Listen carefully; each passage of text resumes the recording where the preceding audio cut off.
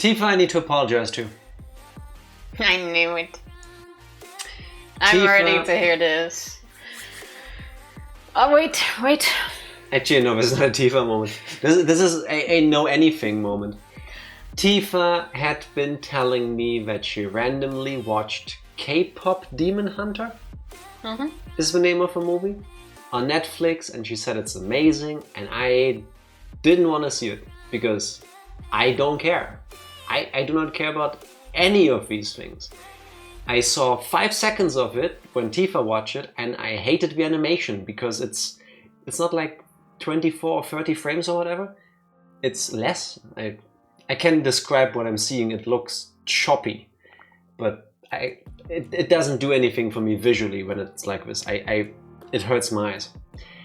But I have given into peer pressure. Thank you, everyone. Appreciate it. And I've seen it, and I really enjoyed it. Yeah, and now the songs are stuck in my head because they're too catchy. So I've listened to the songs for a while already. And 4 days. And it's not been that long. Since I've watched it. But ever since then, 24/7. You know what I'm saying here. So I've been listening to the songs already since watching the movie, and Jack didn't really seem to care. And now today, after we've watched the movie yesterday, we were cleaning up a little bit. I'm trying to talk to him, he doesn't respond. And then it's because in his earphones he has My Little Soda Pop on blast. Now he's listening to it non-stop. Technically, it was the second to last song of a movie, which I'm not mentioning because spoilers for everybody that hasn't seen it yet. There's no way around this anymore. It was a playlist. Tifa came in during the first part when that song played. Not specifically that song, it was the whole playlist. No, I don't like idol culture. I personally strongly disagree with all of it. So when there's a movie that has to do anything with that, I am not inclined to watch it. Because I don't like that entire industry. I can agree with that. It's quite a... Behind the scenes, it's quite a toxic industry. Not just behind the scenes. But that's a different issue altogether. Anyway, the movie's good, go watch it, I guess. It's on Netflix.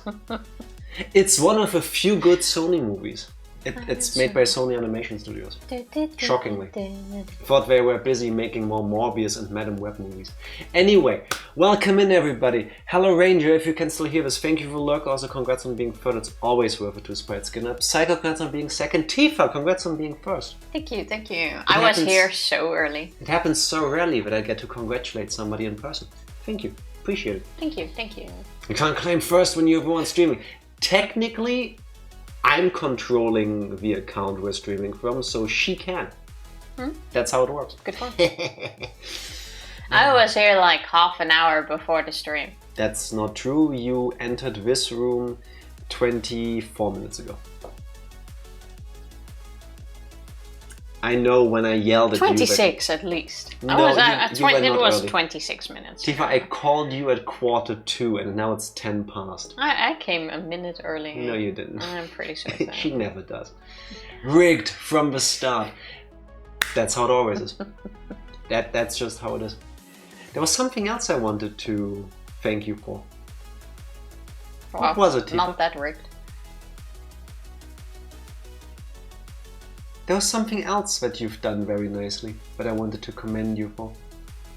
I've done a lot of nice things. Like? So many that I don't know which one. Today is one of those rare... Jack is drinking a huge cup of coffee. It doesn't... I mean, you can tell this thing is like the size of my hand. Like, it's a very big cup of coffee. I am drinking strong and copious amounts of coffee because yesterday I didn't get to do cardio at the gym because it was really busy. Oh well. So we had the glorious idea. I had the glorious idea. Tifa, let's just go for a nice 30-minute cardio session on Sunday morning.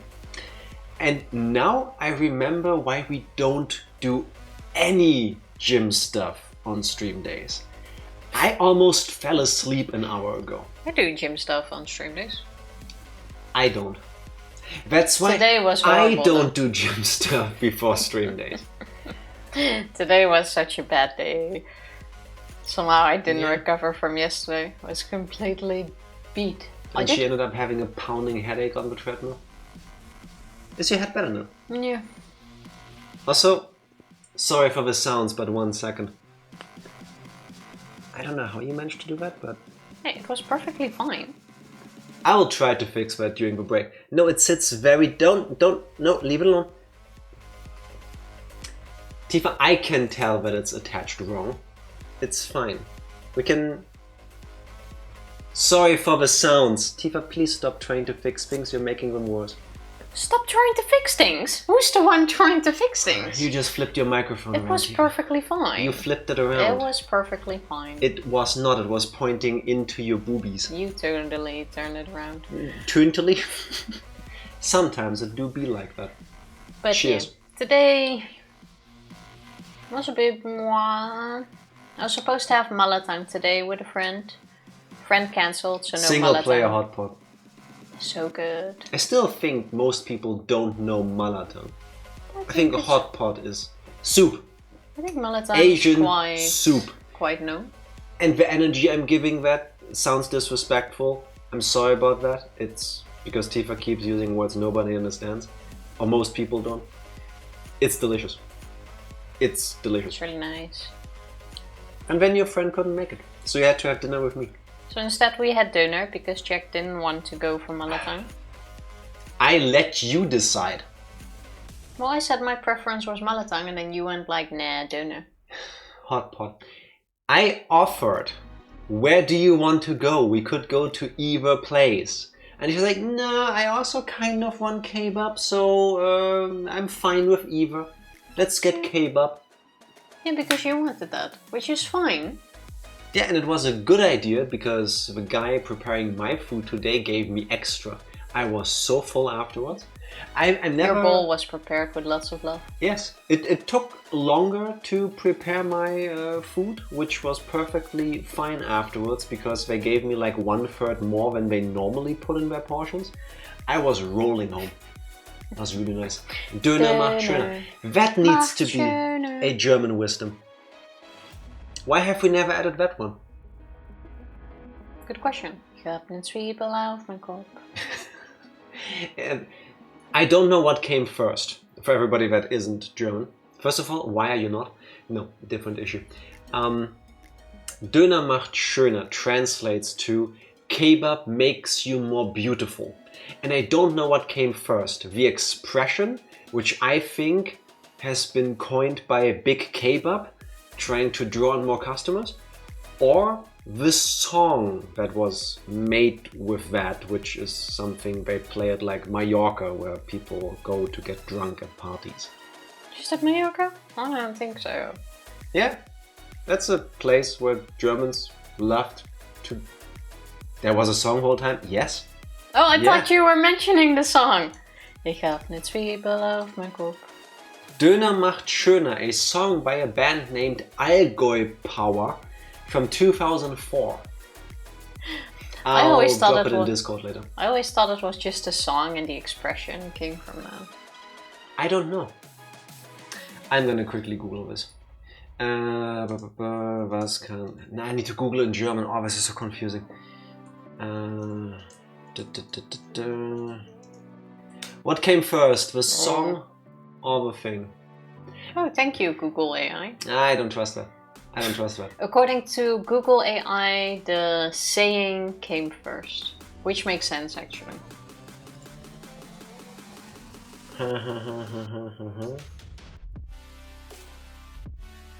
Apparently, some kebab store in Germany invented the saying Döner macht schöner, K-pop. K-pop. There we go. It's time for K-pop songs. Macht schöner. Apparently the saying was coined somewhere in the 90s and the song was made in 2004, or released in 2004 at least. They still had to sell Döner to the public. That needs to be in the German wisdoms, and I'm making a digital note for myself to add that later. Döner macht schöner? Yeah. That if there is ever a single German wisdom that needs to be wisdomed, it's that one. That is very true. That absolutely. That's probably your best one. Usually the German ones are quite boring. Yeah, they make sense. Sometimes. Yeah, which is exactly why. Like.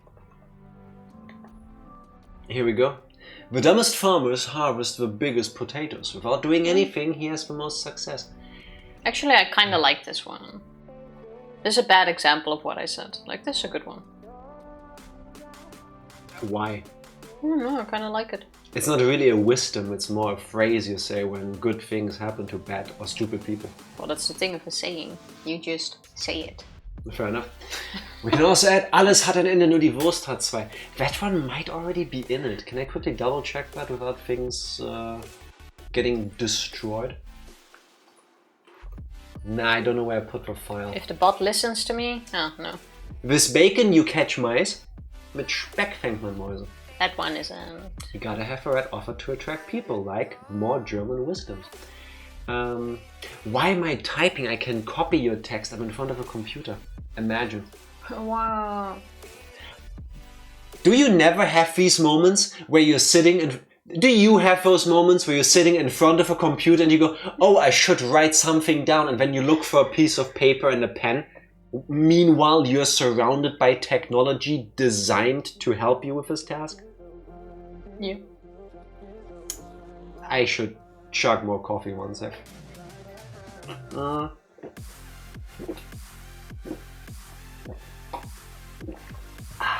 Did you just drink half the cup of coffee?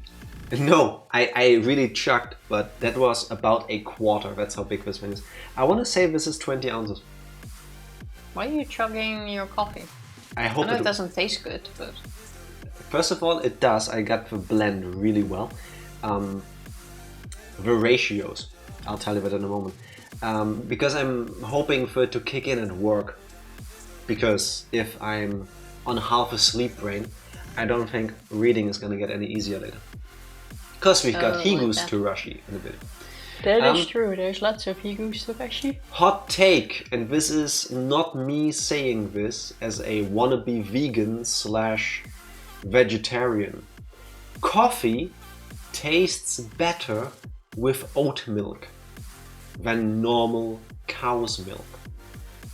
It's a matter of what you're used to. It's a matter of taste. First time it's completely subjective. I had coffee with oat milk. I didn't know it was oat milk. The wrong milk carton was attached at work and it was like, bleh. But then after drinking it a bit more often, knowing there was oat milk in it, was like, well, more, that's alright.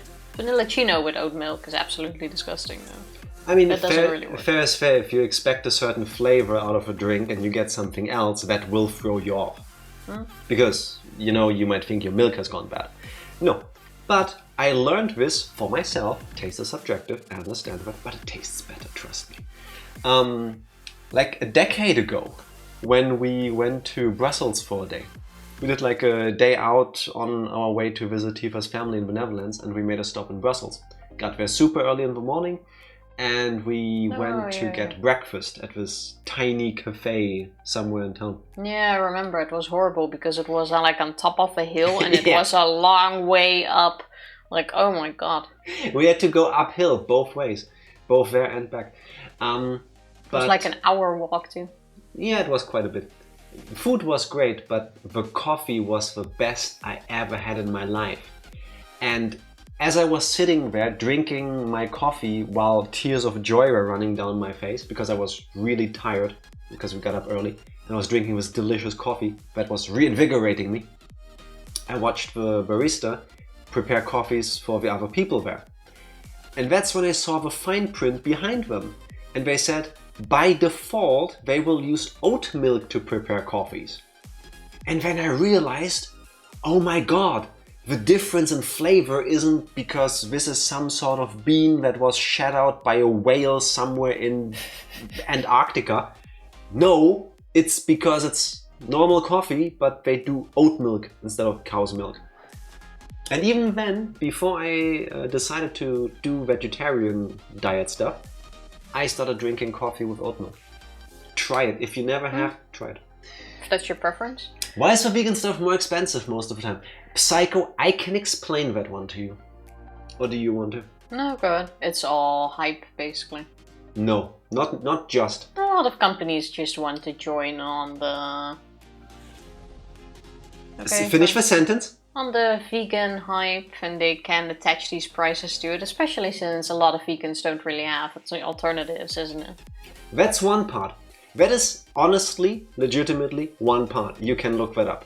Things that are plant-based naturally, and things, maybe even from the same company sometimes, that are labeled vegan are more expensive sometimes. And a lot of the companies will argue, oh, it's because of all the extra research and development.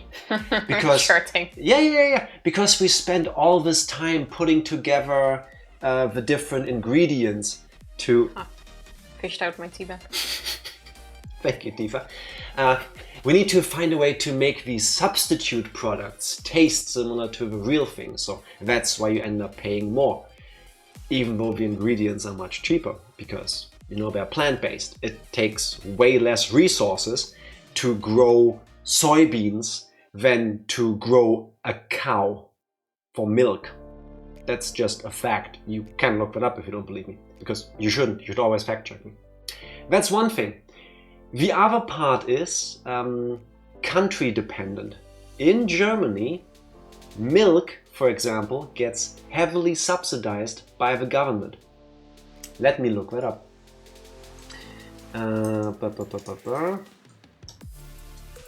Also, vegan things in Germany are more expensive than in the Netherlands, for example. Usually everything else is more expensive in the Netherlands, but somehow they have a much better, bigger and cheaper selection than here too. Now that you're talking about country dependent. Let's see if I can find an article that isn't mostly propaganda from certain places, that just gives me numbers. Blah blah blah blah blah. I started seeing in the Netherlands as well though that they start mixing milk. Like you have these packages nowadays where it will say it has like 50% normal milk and 50%... Is it oat milk? I think it's oat milk.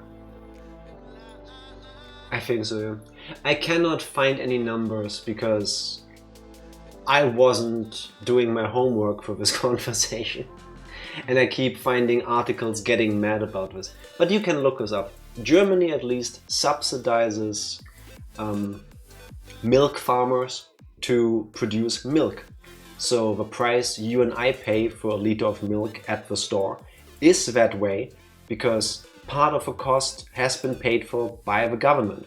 And still it doubled in price in the past couple years. Yeah, because they can't subsidize all of it. A milk package used to be 45 cents. Now it's at least €1.09. 95 lately, I think.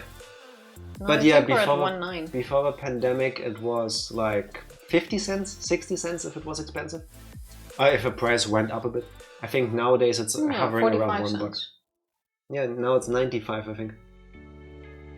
I'm sure I paid 1.9 last. I think you paid 109 for the vegan cheap stuff. Because they usually hover, like the cheap brand stuff, the no-name brand stuff usually hovers around the milk price. Well, to it's no stay cheaper competitive. than 95 cents. Yeah. If anything, the milk package is 95 then, if it's not 109. Funnily enough, if you get the chance, if you go to another country, like I'm sometimes in the Netherlands for some reason, you will find that there maybe soy milk is cheaper than it is in Germany. Because other countries subsidize different products differently. That's why when we go over to the Netherlands by car and we have enough space left over in the trunk, I import 2 or 3 crates of soy milk from the Netherlands. Because it's cheaper, like 20% last time I checked, last time we went there. But yeah, all in all, the only reason why it's more expensive is money. Ultimately, it's all still capitalism. Yeah, that's the long and short of it. They can go, it's vegan, price increase. Yes, funnily enough, I saw I think a place in university in Denmark did a study about that recently. There has been a bit of a trend where certain people, specifically avoid products that are labeled vegan. And I eat 1 kilo of meat every day for dinner. Only 2 steaks to make up for you, Jack. Basically that. So some companies have experimented with just labeling their product as plant-based, because the crowd that goes, vegan is evil, it's the devil, will eat the plant-based stuff because they don't realize it's vegan. If it was vegan, they'd avoid it. Basically, capitalism, and some people are just weird. Just eat whatever you want, really. Unless it's things like, I don't know, monkey brain or like live fish. I don't like that. I mean, monkey brain, if that's your thing, go for it. No. But I have a thing against eating live animals. Like, preferably don't eat them alive. Not spoilers for any media, but spoilers for life. And the following fact will make your day worse. I'm just saying. Tifa, monkey brain traditionally is eaten from a live monkey. Oh. Yeah. The monkey is captured and then strapped into a thing and then placed in the middle of the table. There's a specific hole in the middle to put the monkey in, and the top of the skull is removed. Why? Because people eat crazy things. But why does the monkey need to be alive? I don't know, for flavor, I guess. I don't know. Was it that in an Indiana Jones movie? It could be, but I've seen a documentary about this once when I was a kid. I don't know. I'm not going to Google this, and I don't want her to either. I hope most countries, if not all of them, have outlawed this by now, but that used to be a thing. I need to Google this.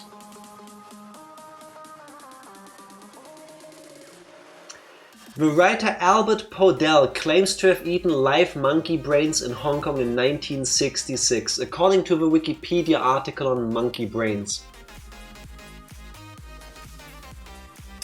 It's a thing. It used to be a thing. I hope it isn't anymore. It doesn't seem to be a thing anymore, at least. Yes. That's all I can say. Because there are a lot of arguments on whether that is real or not, and the last time this was apparently a thing was in like the 60s, 70s. It should be outlawed anywhere. I don't like it. I don't see any advantage in it. Stupid rumor that pain influences the taste of a meat. For all I know, it could. I don't know. I do not know that. Oh yeah, I think it's disgusting. I've learned that in like Higurashi. Fear and stress is good for the flavor. No, actual spoiler for a media. No, but that's a plot device in Beastars. And oh yeah, true. That one. Oh, that was a surprisingly good series too. Actually. When is season 2 coming out? Oh, it's coming soon, I believe. I've been waiting for like a decade, I feel like. Where's Beastars season 2? It's a really good show, you should watch it. I think it's also based on the manga. You should read the manga. 2026. Ugh. Because I did read that they're gonna make a new season, but... Okay. It does, but it makes the meat bitter. It's the third one, by the way. Oh, okay. Ew, why would you want your meat to be bitter? I mean, some people will eat it, I guess. Some people also like bitter coffee, I don't know. Where were we? Yeah, people eat crazy things. I mean, that is true. Like, there isn't anything people have looked at and didn't think, can I eat that, I guess. There are people, unironically, who eat kiwi with the peel. It blew my mind when I learned that. That doesn't sound as tasty, but I guess there's a lot of nutrients in the peel. I kind of want to try it. I can imagine, besides the hairy texture feeling on your tongue, it's a bit more bitter, I suppose. I would think so. I would be because I'm super like overthinker. I would be worried that they put stuff on the peel of a kiwi to put like insects off of them, like pesticides. That's why I would always want to remove them anyway. But I had to think about this the other day because I saw some ad from a cafe we walked past, and they had this like breakfast bowl, like some yogurt, some fruits, cereal, stuff like this. And the part of the food was quartered kiwi with the peel on in the picture. I mean, if you're gonna eat kiwi with a peel, I wouldn't do it with the normal green kiwi. But if anything, I think with the golden kiwis you can eat the peel. I imagine you can eat it with all of them. Unless they put stuff on them. The green ones have this hairy sort of texture. That doesn't seem... Aren't all of them hairy? No, the golden ones are smooth. Yeah. Eating kiwi with skin. Oh, it's called skin, not peel. Okay. Can you not do the Google AI thing? Please go down. The Google AI thing is always there. It makes me so angry. I want to be misled on the internet by other real human beings, not by AI. Please Google. The skin is completely edible and increases the fruit's nutritional intake by 30 to 50%. Okay, I will try it next time I get a kiwi. Why does my tongue burn after eating kiwi skin? Okay. Oh, apparently that is common if you have pollen allergies. Fair enough. If you're allergic to something, you're gonna have a reaction to it, usually. Snorting a rhino horn makes your pee-pee hard or something stupid. That's another thing that some people believe, yeah. Also, tiger penis, I think. Unfortunately, yeah. Dried and pulverized tiger penis. And monkey balls. At least with those, I don't understand it, but I can follow the logical fallacy. Because, you take somebody's pee-pee and you ingest it. So technically, you now have more pee-pee per body. You know what I mean? It's like, if I ate boobs, I would imagine something with my boobs happens. I wouldn't imagine, but sure. More chest per chest or something. I don't know. I don't know how it's supposed to work. I just generally have always tried to avoid that kind of stuff, and I will continue doing so. I will not shave my kiwis. That could be kind of cute, though. Like, imagine you love the taste of kiwi skin, but you don't like the hairy texture. And then you legit take a razor and you shave a kiwi, not to get the skin off, but to make it more smooth. I feel like there's easier ways for that, but sure, it's kind of a cute. It's like peeling a potato. I prefer my potato with skin. It depends on what it is. If it's like in mashed potatoes, I prefer it without. Even there, I don't care. Well, there I prefer it without. If it's like fried in a pan or like cut into pieces and popped in the oven, then I do like it with. Like homemade fries with is also really good. Wedges, also really good with skin. Actually, only in like potato mash, it's an absolute no-go. The nicest potato skin I ever ate, that sounds like a weird sentence to say, but the nicest one I ever had was, we went to this restaurant, I forgot which one, unfortunately, and I had this oven-baked potato filled with like sour cream and stuff. And I think they left the potato in the oven longer than they wanted to, because the bottom was, I want to say, slightly burned. Not burnt black, but it was... Was that what you doubt? Really, really tough, almost like a cracker kind of. It had some bendability, but it was still edible. I think most people would complain that it's too chewy. I liked that, and it was so flavorful, like it caramelized or something. Did we have that with your dad? I don't remember. Because I'm quite sure that was when we were on a vacation at the North Sea somewhere. I don't remember. I wish I did, when I would go there again and ask for their oven-baked potatoes. I'm pretty certain. They always make them like that. Oh, I really want to go back to Edinburgh and have their oven potatoes there. We wanted to when we were there on a vacation once years ago. And then the one day we went there, they were closed. We didn't get to go there because we took an all-day trip around the north of Scotland and we had a 2-hour delay because the trip took longer and we got to the filled potato place after they closed. Yeah, I was so looking forward to that. Same, I like potatoes. What can I say? Last weird thing I enjoy, that might be a hot take. What's weird about potatoes? Not potatoes. What's weird about filled potatoes? Nothing. But filled potato is not like, oh my god. It's potato, Tifa. Have you seen like people going nuts over spud rows and stuff in the UK? No, I haven't. People line up like 4 hours before they open every day to get filled potatoes. Potatoes are nice, but I've never met anybody who said my favorite dish is potato. Excuse me? Potato is probably a quarter of the planet's favorite dish. I don't think so. You can do so many things with potato. Potato is one of the most versatile things when it comes into food cuisine. I agree. Everything works with potato. I agree. But every time I've asked you on stream, for example, what's your favorite food? You're like, Indian curries are nice, pizza, burgers, kebab. Never once do you say potato. That's true, but I grew up with potato. But that's my point. I can, one of my favorite dishes is with potato. Yes, that's fine. That's fine, but you're proving my point. Nobody will tell you. Mashed potato with... What's boerenkool in English? Kale. Oh, yeah, mashed potato with kale. It's a thing. It's tasty. But I wanted to say, weird thing I enjoy more than I think the average person does.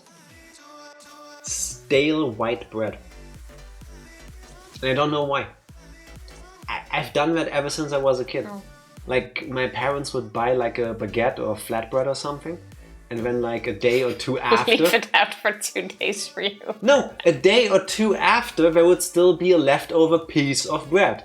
And they'd be like, it's hard, let's throw it away.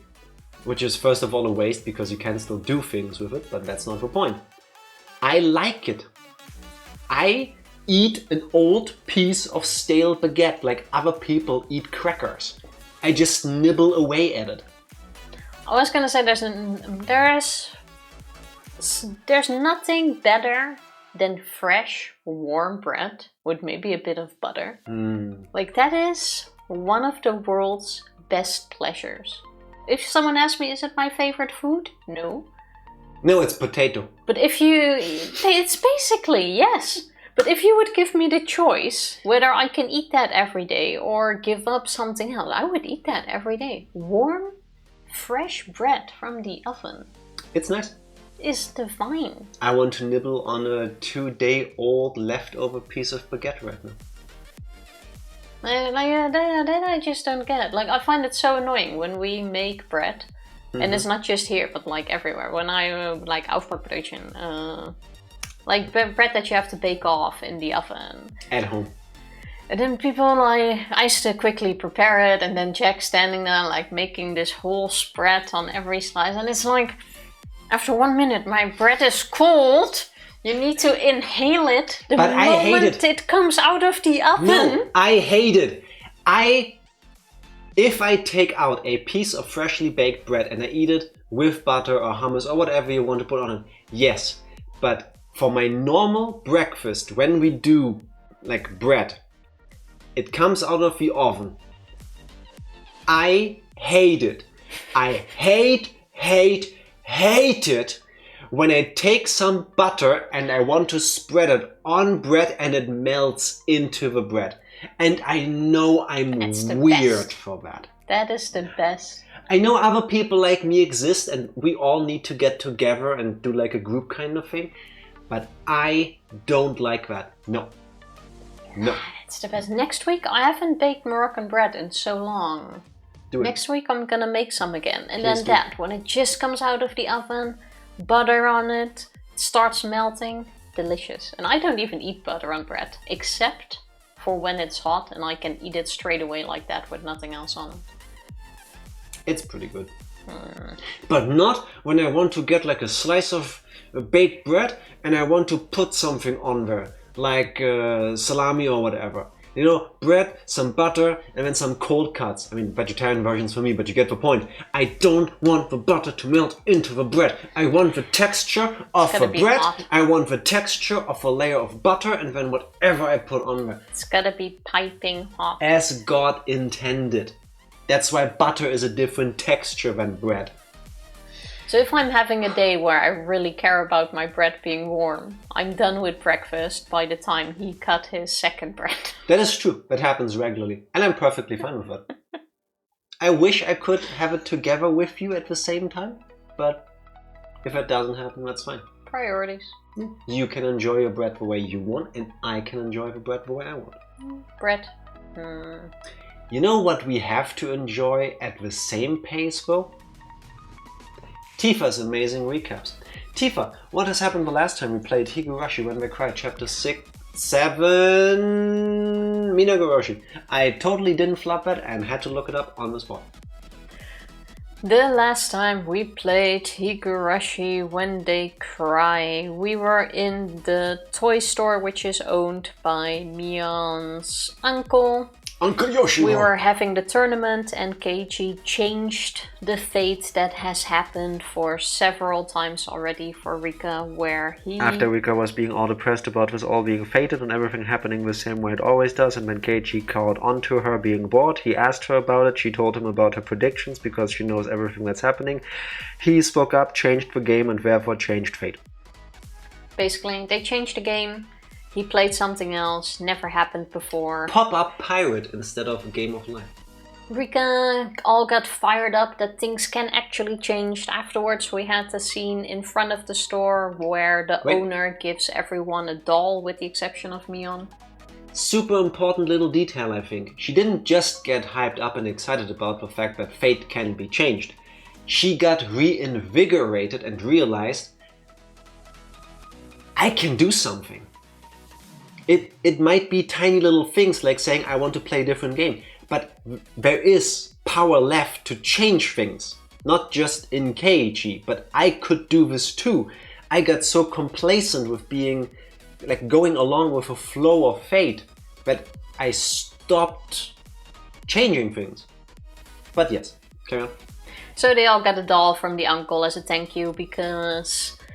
That's what happens. Games sold like gangbusters. Warm bread over the counter, or warm bread with stale baguettes, half priced off. Whichever. Everyone got a doll except for Mion, because Mion is family. You know, you don't give shit to family as a thank you. I know, right? She worked the hardest, but fuck her. And in some of the previous chapters, Mion did not get a doll, which started off her going apeshit. Her not receiving a doll, wanting the one from Keiichi specifically, and him not giving it to her but somebody else. Because Keiichi didn't want his doll, even though he had the most expensive and luxurious one out of all of them, he was gonna give it away, and usually he gives it to Reina. Rika now being like, hey, maybe I can do something, because Keiichi obviously doesn't realize that Mion really wants that stupid doll. Rika actually tries to gain his attention by tapping him, and another miracle sort of happened. No. Yes, suddenly we had a choice.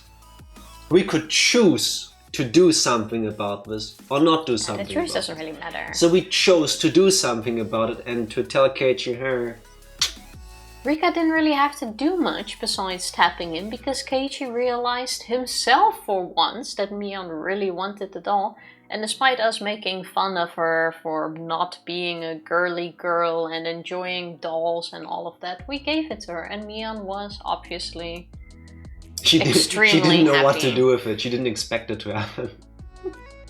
She seemed slightly awkwardly confused. Yeah. But you can't give this to me. I'm not a girly girl. Stuff like that. So that was really nice. That was a complete change. Then we swapped to the classroom scene where things turned a little bit weird because for some reason Shion is part of the class now. And always has been for a while now. At least for a while, yeah. We don't really know why. But it kind of started feeling like all of the happy scenarios suddenly clicked into place. Specifically, the very end of chapter 5. That moment that Shion envisions as she lay there dying, where she would go to school in Hinamizawa and she would look after Satoko because of her promise to Satoshi. Oh, we're running ahead. Make her eat squash. You're running ahead. Basically, Shion is part of the class. All good. She's been there for a while.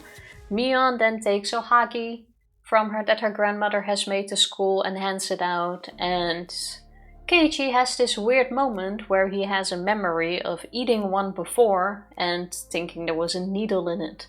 At first he's just hesitating, but he doesn't quite understand why. And Rika presses him on that, like, why are you hesitating? What are you thinking? Just, maybe I had a weird dream. No, tell me about it. What was the dream? What happened? What if? Tell me exactly. And so he goes through some of the events of chapter 1, where he ate the thing, there was a needle in it, but of course there wasn't. Apparently he's traumatized as a kid by reading a cartoon where there was a needle in a burger, and ever since then he's been scared of eating food that has needles in it. That's where it comes from, apparently. I think that was actually explained in chapter 1. He did mention that at one point, I believe. Well, I don't remember that in there, but he did do it now, so... We realized he's starting to get a bit more memories again. Then we also have Reina. Actually, no, before that, we start talking about the Watanagashi festival, which is in roughly 2 weeks. And for the first time, they plan on having an auction where people can donate their stuff and other people bid on it to make it a bit more fun, blah, blah, blah. And they have asked Keiichi to host it. Not just they, everybody wants Keiichi to do this. Chie, all of the people of Hinamizawa, the school principal is pressing him on this. But they are all in the committee. Everybody wants him to do it. Everybody loves Keiichi.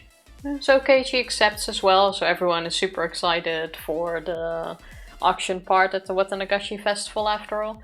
Then we also have Reina, who's talking about having new furniture at home and that she's been talking... That's when they are now at the Sonozaki place. That's the next scene. Was that the next scene? Okay, well, we have Reina talking about how she remodeled the house with her dad after having a good talk with him because she realized that he has started spending money on this woman in the bar and that she had a weird dream of when things went too far, she killed her and had negative feelings, and then she realized she needs to talk to someone about it. So after talking with Mion about this, she decided to have a talk with her dad, who then realized what he's doing is fucked up and he can't control money, so instead now Reina is controlling the money. He ditched the girl and all went well, they're doing great, he has a new job. So he realized she was just using him for the money. So basically the events of chapter 6 never needed to happen that way. Basically. And then on the other hand, so she had a dream about that as well. A nightmare. A nightmare about her killing the others. Then we also have Shion, who's like a nightmare, who is, by the way, now taking care of Satoko.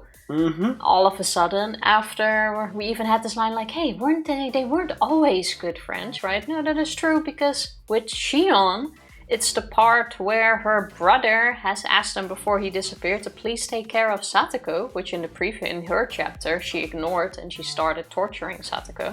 Now she actually started taking care of Satoko, so once again we went on to the good ending route. The perfect what if scenario, you know, the what if I didn't just murder people and instead I talked about my issues and we found solutions together.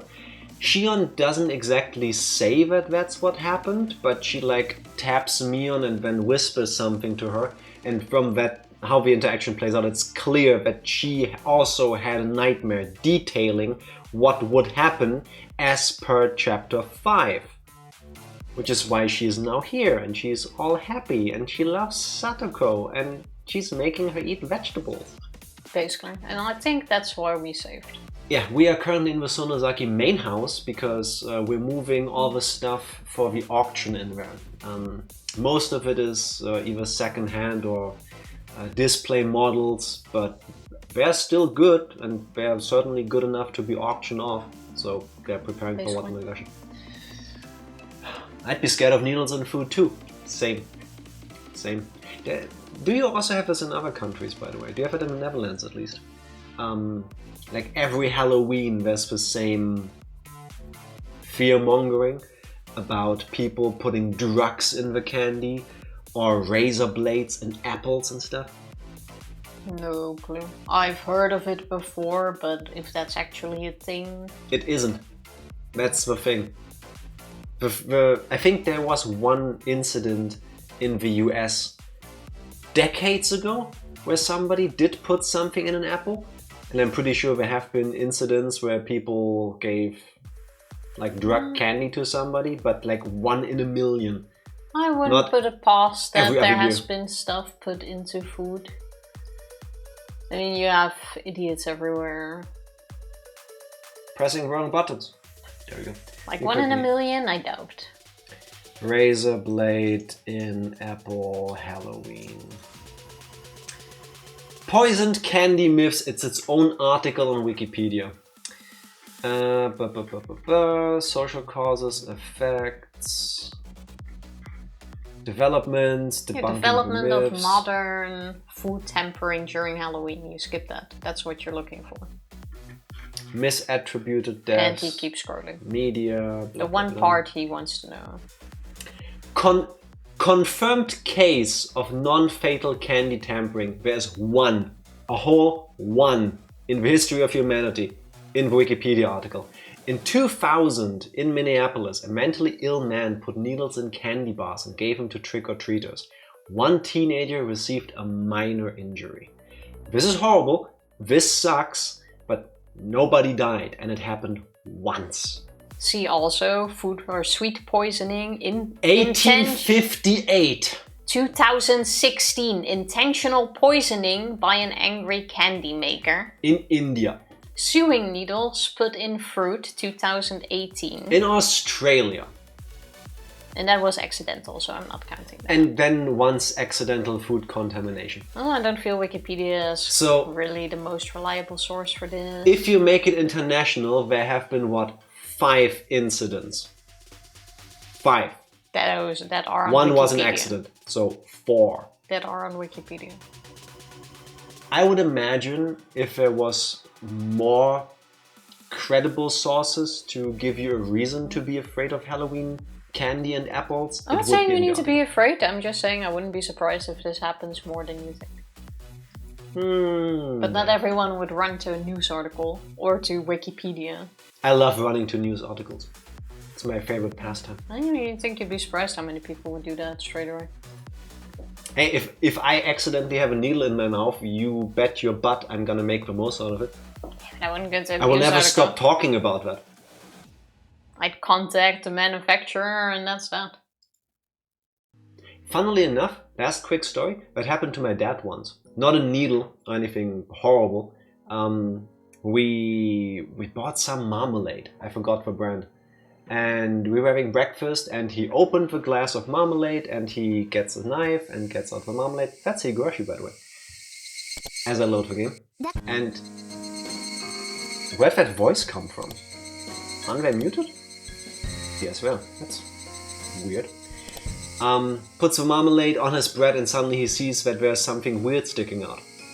Apparently, when they dumped the fruit into the machine to eventually make marmalade out of them, there was like a little wooden piece of carton, stick or piece of carton or something that fell into the machinery with it, that made it into our jar of marmalade.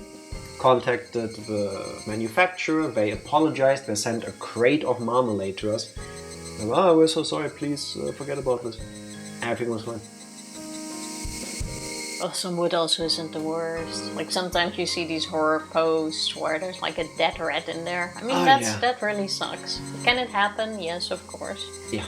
But that's one of the last things I want to find in my food. If I ever find like a dead spider or mouse in my food, I will never eat that food again. I think. I really pray it doesn't happen to like bread, because I will never be able to buy bread again. Oh, I've seen pictures of a bread bought in the Netherlands by someone once, and a mouse had fallen in it. No, please, no details. I remember that. You showed me that. Mm-hmm. Oh, well. It wasn't pretty. Oh look, Raina is trying to say something. Bread. Well, I didn't put in any details. I just said it's a sliced bread, and then everyone can put that together. It was all the details. Or spread it out themselves.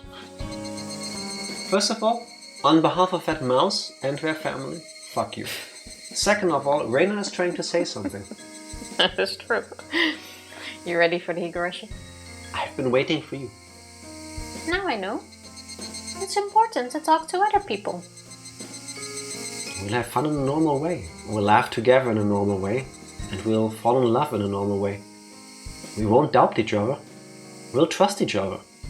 Live, laugh, love. What's the order? Live.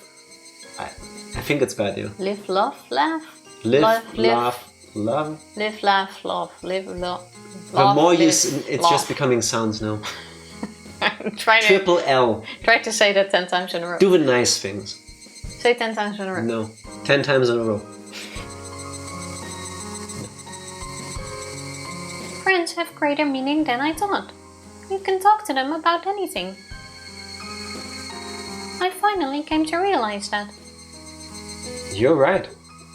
You resolved not only your family issue, but you also realized the importance of friendship. Yeah.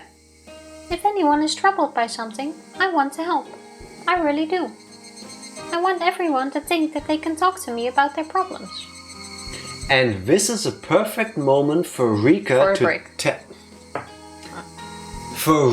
to tell everybody about the fact that she keeps being resurrected somehow, and that she needs all of them to come together to change the course of fate. Yeah, but then they would just think that she's going nuts. Or it's a joke, one of the two. Nah. If I suddenly tell you I've lived this life 100 times now, what would you say? Tifa, if you specifically waited for this moment to tell me in front of a camera versus before or after stream, I know you're making things up. Yeah, but you wouldn't believe it regardless, even if I told you on a quiet moment on the couch. There's a big difference between telling your friends when they're all having shared epiphanies after what appears to be collective nightmares changing the course of their lives versus you on a stream.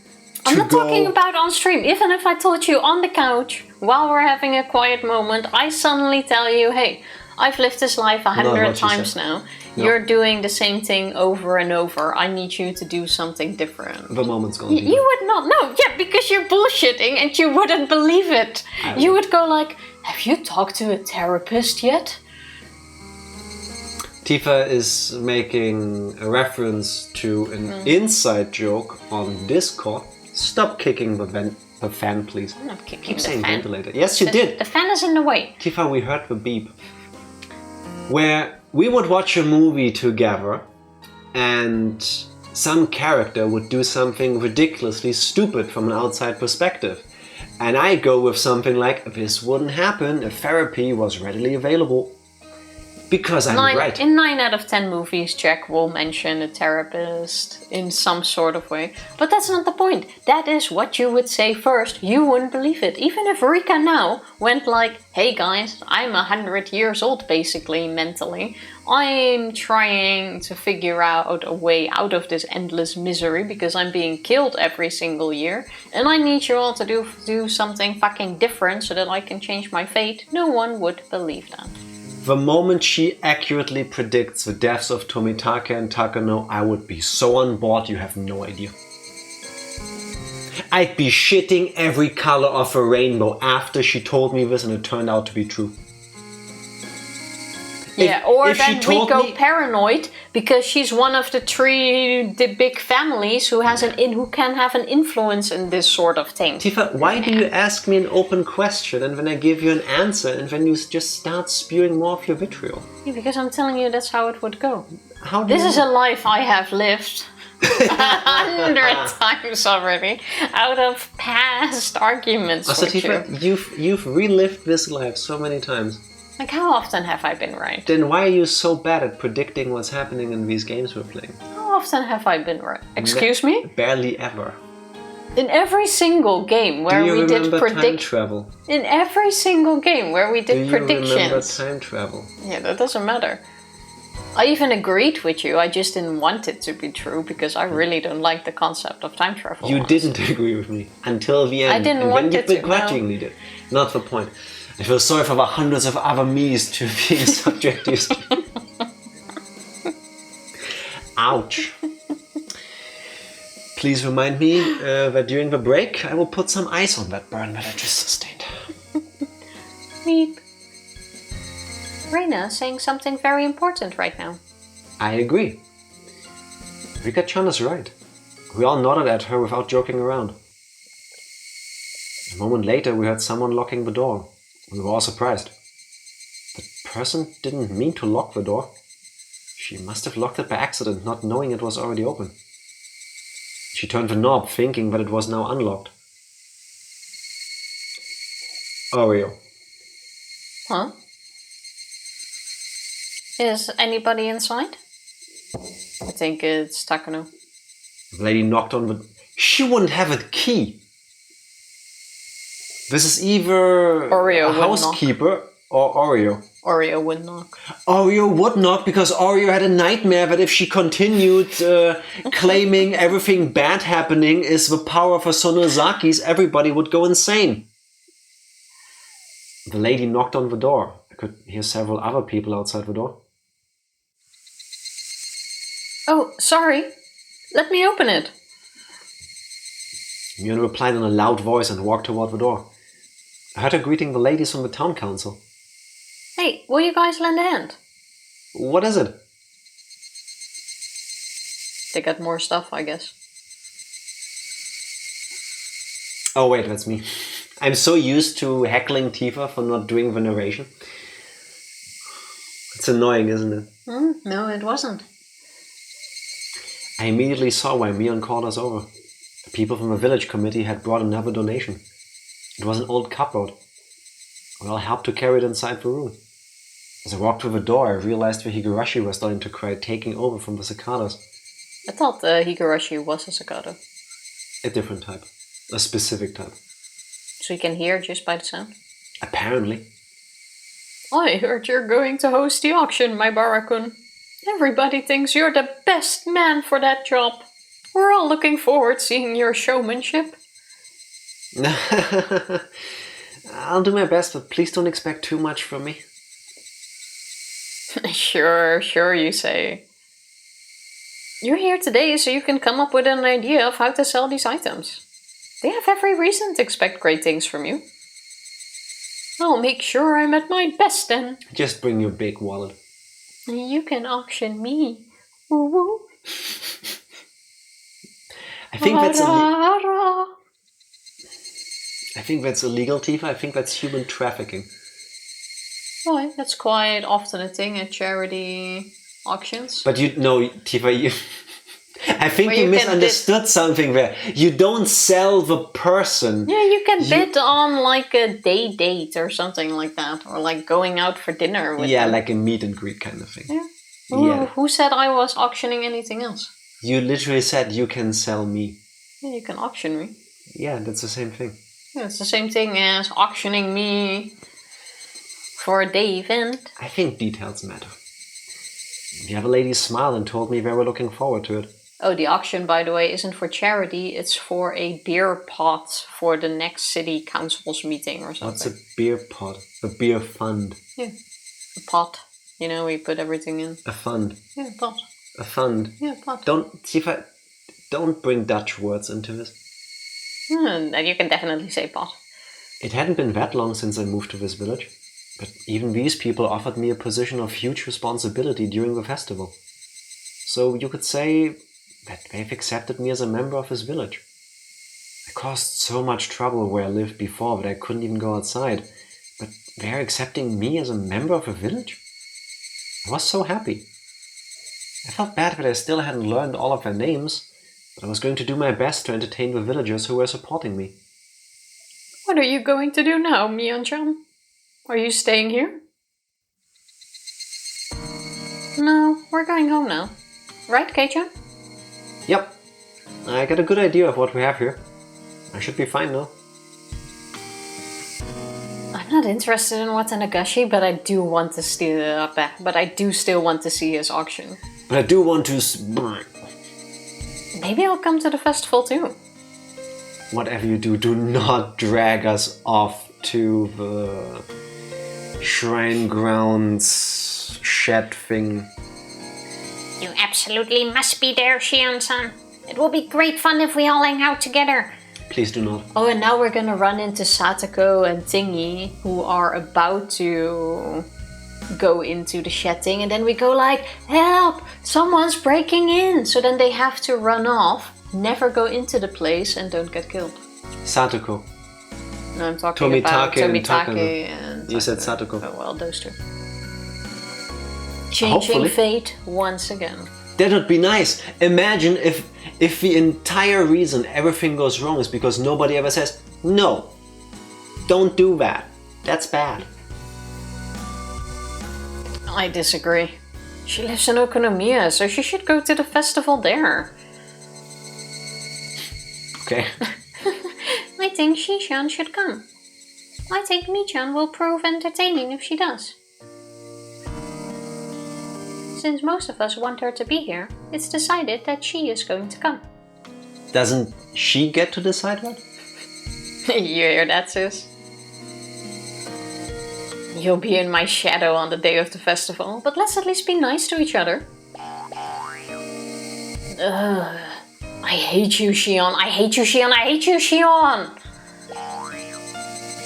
Whatever Mion says, I know that we're actually close. The more Mion tried to refuse her, the more it was obvious how close we really were. Yeah, did you hear that? My eyeball made a squishy sound. I did hear that. I was slowly turning around thinking, what did I just hear? And when I saw you do that... Oh, it was not caught on stream. I need to re-listen to that. I don't think so. That was such a weird squishy sound. Like, I felt it too. I felt it. Oh, that was so odd. Did the microphone pick that up? I doubt it. Oh, that would have been so cool. That was such an odd sound. It sounded a bit like as if you step into a shallow puddle. No, or when you have when you step in it, but then you have the sloshing afterwalk. Like if you walk through water and you have water in your shoes, and when you walk into oh, that was such a weird... Like that, but smaller. Oh, my eyeball also feels hot. Are you a reptile by any chance? Please tell me you could hear it. In a moment you see Tifa lick over her nose to keep it wet. Yeah. Like a Yoshi. That would be kind of cute. Right, let's go. Didn't hear anything for better or worse. Oh, that is such a shame. Lucky. I would have written down when that was. Oh, that was such a weird sound. Make sure you get everything. I'm turning off the light now. Oh wait, I lied to you all earlier. That's not the Sonozaki main house, it just happens to look exactly the same. I guess this is near the shrine. It could be the shrine, building yeah. where they have their meetings. I guess. It's somewhere. Somewhere where the stuff in is. Hinamizawa. I made sure that we didn't leave anything inside and left the room. Wanna bet someone's gonna steal it? It is the committee building. I looked around the shrine grounds while Mion locked the door. This big place will be filled with people on the day of Watanagashi. These grounds are going to be the site of a festival. Man, I can't even imagine the crowd. I'm really looking forward to it. There's going to be a lot of stalls, and it will be packed with people. You'll be surprised, I think. I wish they'd quit being stingy and hold something every season instead of once a year. Agreed. More parties for everybody. You wouldn't even go. Yeah, but people who enjoy them will. Fair enough. You know, it doesn't have to be for me specifically. Yeah, that's true. I can be nice for other people too. Unlike Tifa. If I don't go with it, I don't care. Yeah, but you really sounded like you wanted that. I would like people to be happy, yes. Yeah, fair enough. Why do you seem so shocked? No, that's true. I thought it was more from I want that. Maybe. If there were more, maybe I would go to one. That reminds me, there is someone who visits every season. Oh my god, you know what I just realized? What? We don't even know why Tomitake is here every year. We do. When- The photography's the season. He takes pictures. Keep it simple, he takes pictures. Yeah, he comes during this time because the woods are beautiful. He takes big pictures of the festival. He enjoys being here during this time. That's all been explained already several times by him. Why is he specifically in Hinamizawa? That we do not know. Exactly, so we don't know is what I'm saying. Why are you specifically in any town where you go on a vacation? Usually because I've been there before. He went there and he saw two girls with long hair playing in a field. Then he fell in love with the place, and this is where I'm gonna grow up and have my children as well. Except he doesn't have the money for that yet, so instead he visits every year. Exactly. That would be a reason, yeah. Huh? Who are you talking about? Oh, I know who you mean. It's that photographer I met the other day, isn't it? What was his name? Do you know Tomitake, Keiichi? That's right, it was Tomitake-san. I met him on my way back home. Marina and Mion told me about him. Despite his burly frame, he's a fairly modest guy. He comes here every year to take pictures, right? That is what he claims, at least. And Tifa fell for it. Whenever I see him, I feel like Watanagashi is close by. And after Watanagashi, it's the beginning of summer. That's true. But the cicadas are already crying because it's gotten hot early this year. I heard on TV that this year is unusual. It's something to do with a thing called global warming. I love a hot summer. It's not a proper summer if it's cool. It's not for me either. Yeah, I agree. I like the different climates of the seasons. Cool summers and warm winters disappoint me. What are seasons, Tifa?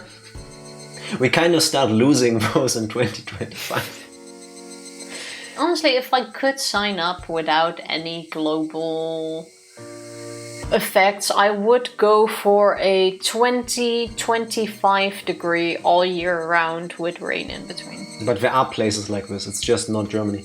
Yeah, I think like the islands such as Tenerife and stuff. Yeah, all west year. of the African coast. Yeah. Yeah, I would sign up for that. I wanted to go there, but you didn't want to. That's correct, because you wanted to go in the middle of summer school vacations. And I don't have katana money laying around. You're just complaining. Yes, I am. My wallet is crying. That's not Higurashi's that you're hearing. Instead, we're going to Norway. At least where it won't be warm. No, that's true. We've got to be as passionate as the hot summer too. Yeah, I was reading the line. How many of us are going to be there at the festival? Everybody. It's going to be a battle of the 6 evils. Once again, we'll have a great Watanagashi this year. The 6 evils, huh? I agree. I hope we'll have lots of fun. I hope nobody dies. Hey, Reina, don't you know? When Rika-chan says something like that, it's not just what she hopes for. It's a prediction. If Rika-chan is telling us that it's going to be great, it really is going to be great. That's our fate. Right, Rika-chan? Yes, that's our fate. Rika-chan smiled with a Nipa. Her smile assured me that the day of Watanagashi was going to be a great one for us. Dark Lord, thank you for making Tifa sit like a human. Welcome in. How are Cheers. you doing? I was gonna read my line, but I should give her a moment Still, I to have sit a properly. light shoulder pain. It's gotten much better already though. The sauna yesterday did wonders. Good. Keep it that way. The auction won't be starting right away, will it? Nah. It's going to be right before the ritual dance, so we'll have plenty of time to hang out together. Ranger, enjoy a drink. Are you done editing? If not, enjoy a break. If you are. Cheers. No. My car died because I left the lights on overnight. Oh no. Is it just the battery? I mean, that still sucks. But it's not as bad as your car being total. You know, silver linings and all that. Oh no, now you gotta order... Beignets. Is that how you say it in English? Yeah. What do you call them? Beignets? It's a good question. What do we call them? Beignets. Bayonets? Bayonets. It's a French word. Bayonets, I think, in Dutch. Bayonets are what you stab people No, with. bayonets. I think you're confusing it with that Sega character. She's a witch and she fights angels. Suddenly I'm unsure what we call them. It would have been Dutch. funny if at least you said, no, that's Bayonetta. But you don't have to go along with my line of jokes. I didn't even hear your joke, I was so lost in thought. Get a new car, easy solution. Oh no, there's dirt on my car. Better buy a new one, basically. Gotta take the leg wagon. Can't find the car charging machine. I'm useless when it comes to cars, so Same. good luck. Why don't you do that with like cables? Yeah, what do you attach them to? Another car. Your nipples. You attach them to your earlobes and then you rub your hands to create static electricity to charge your car. A potato. Do not do that, by the way. I don't think that's good for you or the car. If one potato could charge a car's battery, Tifa, we wouldn't have climate change. I really think that would be amazing. It works, but capitalism doesn't want you to know about this trick. To your Pikachu, of course. That'd be so cute. That'd be adorable. Also, it's pronounced beignets. See, that's what I'm saying. Yeah, I don't like the sound of that. I would call it different. Beignets, benboos, no. Be ignorant. Be ignorant, oh. Has a ring to it. Be ignorant. They attach to the battery and charge it up. Yeah, see, exactly. I could totally have one, but in the Netherlands, that's kind of a New Year's Eve sort of thing. Charging a car battery? No, Pikachu? beignets. What are beignets? Am I being confused? I think I've had one before, but... Oh, those deep fried filled things. Not my favorite. With the exception of like donuts, I generally don't like pastries that are baked in fat. I don't know, I love just it. doesn't do much to me. If it has calories, there's a 90% chance I like Oh, it. wait, I like donuts. Then I do like them if it's like a softer dough. If it's like croissant dough, the layered stuff, not a fan. I think it's a bit like what you guys have at the Christmas markets here. What are those things called again? Schmalzkuchen. Are those the things that I ate think- last year? Yeah. In the bag? That Yeah, I you think can't so. eat? By the name, I can't eat them because lard cakes. It's like little pieces of dough fried in fat. Traditionally, they use lard. I think nowadays mostly it's butter and oil. But I didn't ask, and they didn't list the ingredients, so I didn't have any. It's a bit like that. But in the Netherlands, a beignet A bagnon. is sliced apple, put in batter, and then deep fried. That also sounds good. Now I'm hungry. Please enjoy them for me. Indeed. It's your first festival. You deserve to have fun. Yes. After Keiichi's auction, we get to see Rika-chama's ritual dance? Sounds good to me. That means I don't get to see Keiichi the whole time. I have to stand by for the dance. You're going to be in the show too, Rika-chan? What is that dance all about? Are you going to do something traditional because you're a shrine maiden? There's a dance and a ceremony for paying respect to the cotton inside the futon. I didn't ask you, Reina. I asked Rika. Rika can speak for herself, thank you very much. Can you shut up? Who was it that said that? Me? I don't know. You should root for Rika-chan too, Keiichi-kun. You see? When Rika-chan dances in her shrine maiden outfit, it's just so cute. I'm taking her home with me. Was that blood spurting out of her nose? Probably, yeah. I've never seen a real shrine maiden before. I'm sure Rika-chan will look really adorable. was looking more and more forward to the Watanagashi Festival. Reina, Mion, Shion, Satoko, Rika-chan and I. The 6 of us will definitely have a great time there. How many more days did we have? I've never been this excited about a festival in my life. Talking about festival and the start of summer and how they said that this is the time to make friends and fall in love and blah blah blah. Who would you ship Keiichi with? Reina or Mion? I'm thinking Reina. Well, who's your favorite? Reina. Okay. Yeah, I think either Reina or Mion would work, but I liked I'm matching you going crazy with my own brand of craziness, and I will battle you on top of a school building, you with a hatchet, me with a metal bat. And in the end, we will lay in each other's arms and we're crying out at how unfair the world can be. In that scene, I really thought they had something going on, because I think there was even a line like, "Oh, when other people fall in love normally" or something. They did say that, yeah. There was a specific line, so it did seem I think there was even something like, "We will fall in love normally." Oh yeah, in a different life. We would have fallen in love normally.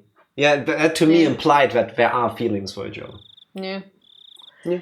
Beyond being a Yakuza has a lot of cabbage. Baggage, yeah. My cabbages! That is true, but that's not something Keiichi thinks of at this age, I think. Or knows the consequences of. But what if my life goal is to be rich, do real life cosplay of Giovanni from Team Rocket? You know, if I marry into the family, maybe one day I'll be the local Yakuza lord. I don't know their titles. Possible. Just saying. Or go for Shion. One who is more... I wanted to say aggressive, but it's not aggressive. I would say she is more open with her feelings. In a way. Not all the time, not with everything, of course, but when she had an eye on Keiichi, she made it clear that she was interested. In chapter 2 or 3, or assertive, yeah. I think assertive is the right word. Might have thought they worked well together, but all in all, I don't think they're the best choice. Pressing my boobs against you. Hey, that works on guys. Wow. Sure. Wow. Disrespectful. I think I would like to see Keiichi most with Mion. I think Keiichi and Mion is us. Minus the Yakuza family. Kind of. Maybe. Kind of. Except, thankfully, you are not as... I'm gonna offend people here. Not as stupidly reserved as Mion still is, because she's still young. Like, you know, I get that. Like, if I were to receive a doll and I'm obviously not liking it, and you would like to have it, you would be like, "Oh no, he can't give it to me. No, I'm not girly like that." You would say, "I like that doll," and then I would be like, "Here's the doll." And then she wouldn't have to murder people, you know. But would you kill a friend's uncle? For good reason? For legal reasons, no, of course not. Do I understand why chapter 3 played out the way it did? Yes. That's all I can say. What he said? Yeah. I don't like it. I don't condone it. I 100% understand it. Please forget all of this if we ever be dragged to court for some reason. I just asked the question who people ship Keiichi with. Yeah, exactly. That's what I was talking about too. How about we take a short break to refill my coffee, because I've only drank half a liter now. Clearly I can take another half a liter. Fine, I want a cup of tea. Sounds good. B.R.B. We're back. We are. And we haven't killed any uncles during the break. As far as I'm aware. Did we? Don't think he was an uncle. Tifa trying her damnedest to get us in jail at some point. So my hair is wonderful. I will not be worrying about it. That's your line. Satoko's snoring sounded so subtle while I stood by the window. How did I know? Satoko?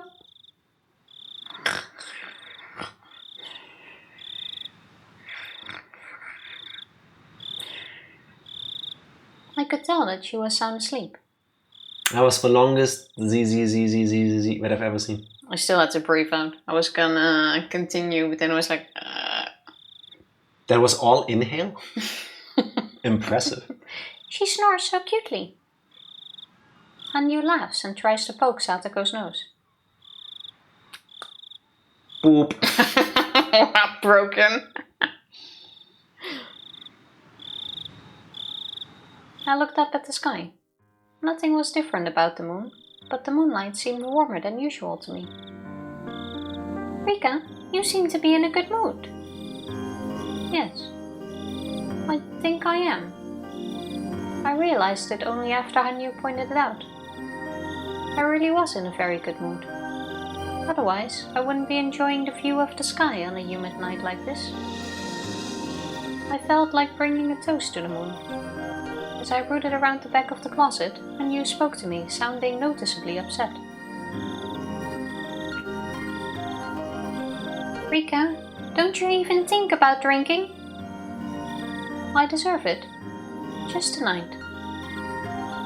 Hanyu doesn't like alcohol. If I drink, Hanyu will also taste it, so she always complains when I try to drink. That's why I usually drink only when Hanyu is far away from me. So I don't have to hear the complaints. That's the most alcoholic thing you can possibly say, I think. One of the most. Of course, she'll know right away when I do, but it's too late by then. Also, if we're still supposed to believe that Hanyu and Rika are not the same being, how can she share her senses? Well, because they have a connection, but we don't know what that connection means fully yet. Meanwhile, I share a connection with Tifa. Do not drink that tea while it's still steaming hot. Tifa made a cup of fruit tea, which smells divine. It's wafting over here. But Tifa has this thing where she makes a cup of tea and immediately after pouring the boiling water, she wants to drink it. And that's not good for you. Even if you might enjoy it, it's not good for you. I shall give it a moment. No, you can't. You're too young to be drinking. It's my body. I'm going to make my own decisions. No, I hate alcohol. You can't drink. I don't want to fight with you tonight. I'll dilute it with orange juice so you can handle the taste. Wine and orange juice? Well, I guess, why not? I guess Alcohol why not? and juice is a mix that exists. Yeah, fair enough. Sunny D and rum, Yum, yum, yum, yum. it's a flavor I just thought of. Whoa. Sunny D and rum. Look it up on YouTube.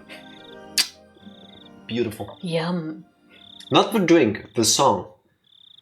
Oh, now I got that stuck. Sunny D and rum, yum, yum. It's beautiful. Is that a deal? Oh, okay. I prefer Berensen, but alas. Ah, that's that fruit liquor, right? That's not bad. Oh, your grandmother had that once. That's not too bad. I do prefer the fruity stuff. Yeah, a bit lower on the alcohol, more sugar, more masking the alcohol taste. Yeah. Like I really enjoy Geneva, like a berry one. Yeah. We love some Sunny Delight. Is that Sunny D and rum? Sunny Delight is Sunny D. Oh, okay. Oh, the D stands for delight. I thought the brand is just Sunny D. Sunny D and rum, yum, Funnily yum. enough, also a good name for a tanned porn star. Kinda, yeah. Or like a tan studio. On a less serious note. A tanning salon that specifically targets your Primal area. Sunny D. Tifa, write that down. We need to make that happen. Sure. I'm pretty sure we're gonna get in trouble with Sunny Delight for that, but they shortened it like Nestle's Quick. Nesquik. Yeah, makes sense. Sunny D sounds much better too. It makes sense now that you pointed out, Dark Lord. I have no reason to not believe you, but Nestle's Quick sounds so alien to me. It never crossed my mind. Doesn't sound like a good name, does it? Yeah, I mean, first of all, fuck Nestle for what they do as a company, but also... Yeah, Nesquik sounds better. That's not the point. I don't like the smell of alcohol. So you can't drink. Oh, don't smell it, man. Just drink it. And you jumped around and complained. She was making a lot of noise right where Satoko was sleeping. Stop that. You're going to wake her up. No, I'm not. Remember? You're the only one who can hear me. Blah. Bleh. Just who do you think you are? Did you just call her a hoe? What? Oh. Hoe. Alright. Who do you think you are? Isn't it also a song by Adam something? Sandler. No. Adam Driver? No, that's an actor. Adam Driver is an actor. I don't know if he makes music as well. Who do you think you are? Who do you think you are? I think he got famous for winning America's singing whatever. Some singing show, talent show. Crap, I know the song. Oh, I can't think of the rest of the lyrics. Adam? Or is it not Adam at all?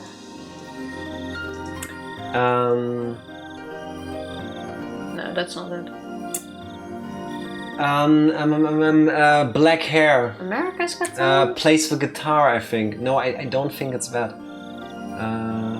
It was definitely from a Who Do You Think You Are cover and then Adam. Okay, now I'm gonna Google this myself. Now I need to know. Who do you think you are by... No, I know what you're thinking of, but wait. Oh, am I thinking of the wrong song? I think you're thinking of a Key of Awesome parody. No, wait. America's I can't think of a melody. Winner Adam Lambert. Adam Lambert, that's who I was thinking of. Adam Lambert, who do you... I don't think he even sang that, apparently. 1 second. What do you want from me? Oh yeah, I mixed up the lyrics. It's like, what do you want? No, you're not mixing them up. You're thinking of the lyrics of the parody from Key of Awesome. Oh, what do you want from me? Yeah, okay, now... Where we sing, who do you think you are? Oh, okay. But I definitely had Adam Lambert in my mind. You're welcome, everybody. Together we solved the puzzle. Kelly Clarkson? I like a couple of Kelly Clarkson songs. I'm not a huge fan of Kelly Clarkson songs. Because of You is amazing. That is true, but her voice is amazing. Like she can cover everything. Yeah, I like her sound. Yeah, the range on that woman is amazing. That guy, they used him to replace Freddie Mercury for Queen Plus. What is Queen Plus? You know, Adam Lambert doesn't play Freddie in this movie, does he? No, that's Rami Malek. It doesn't ring a bell, but sure. Mr. Roboto? Also doesn't ring a bell. Okay, look, there's lines for you to read. Let's be confused another time. I went to the refrigerator and took out a pack of orange juice and the spicy kimchi I typically use for her punishment. Oh, that's so mean.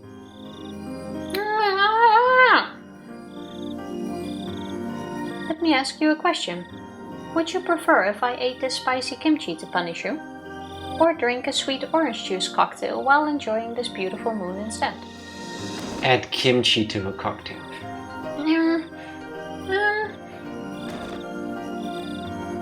Hanyu clenched her lips while jumping up and down, ready to burst into tears. Aw, stop being mean to her. She's just a yokai. She should be disciplined for being that noisy. But she never has been, since I'm the only one who can hear her. Besides, she's like air, so I can't even give her a spanking. Hanyu loves sweets, but she really hates spicy food. Rika, would you stop jumping around? No, there you go. There you frickin' go. That's the line. They are one and the same. There is no Hanyu. If there are any magic powers, they are Rika's. There is no Hanyu. It's Rika doing this. She's talking to herself. She's jumping around. She's doing both sides of a thing. This is... Spoilers. You wanna write that down? 3, 2, 1. This is Fight Club. This is Fight Club. This is what's his actual name? Tyler Durden? No, that's the alter ego. The guy played by Edward Norton. I don't remember. That's him punching himself. Yeah, then write it down.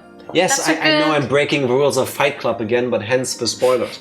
Sorry, I will never be a part of Fight Club. Jack could never have been trusted with the Fight Club rules, but write it down. I did. No, you didn't. You wrote down that Hanyu is Rika's imaginary friend. Imaginary friend and saying they are exactly the same thing are two different things. Imaginary friend is I see someone standing there talking to them and they are just there for me as a friend. Rika actually being her is her just talking to herself, doing all of the things instead of watching her imaginary friend do it. Two completely different things. Be happy I'm letting you write this down, because in half a year when we finish this game and we go through it and you go like, ha, I told you Rika is Hanyu, then I would go, no, you wrote down Hanyu is Rika's imaginary friend. It is not the same, so you don't get a point. I'm watching out for you here. No more spoilers for Fight Club. I wrote it down now. Japan people who can't handle spicy foods are said to have a cat's tongue. I guess I have a cat's tongue too. I don't mind a little bit of spice, but I don't enjoy it generally. I usually go for the mild stuff. Yeah. Saying can handle a bit of spice, but I don't yes. Want to. Enjoy it, no. Especially at the point where you don't taste anything. Yeah, I like it when I can taste my food. Yeah. When it's just pain in my mouth, it's like, I don't need that. But hey, basically. You know, different strokes for different folks. We do not talk about Fight Club. I do though. Anyway. Satoko woke up suddenly, and I had to hide my glass in a hurry. Pain is the flavor. No, thank you. It's not the type of umami I'm looking for. Yeah. Satoko doesn't know about my drinking habit. What time do you think it is? Time to sleep.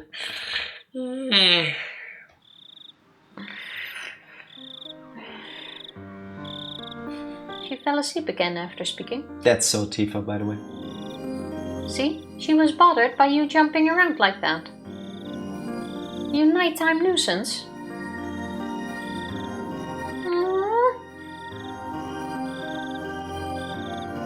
Just like I'm the only one who can see her, I'm usually the only person who can hear the noise she makes.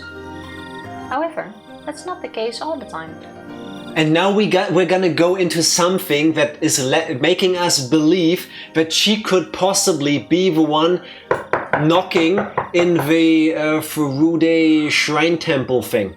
Now we go back to that could be her. Mm-hmm. Like the spicy McChicken, but I don't like the texture of jalapenos. Jalapenos are hit or miss for me. We used to go to a burger place that had a chili cheeseburger. It was delicious, but the jalapenos tasted like death.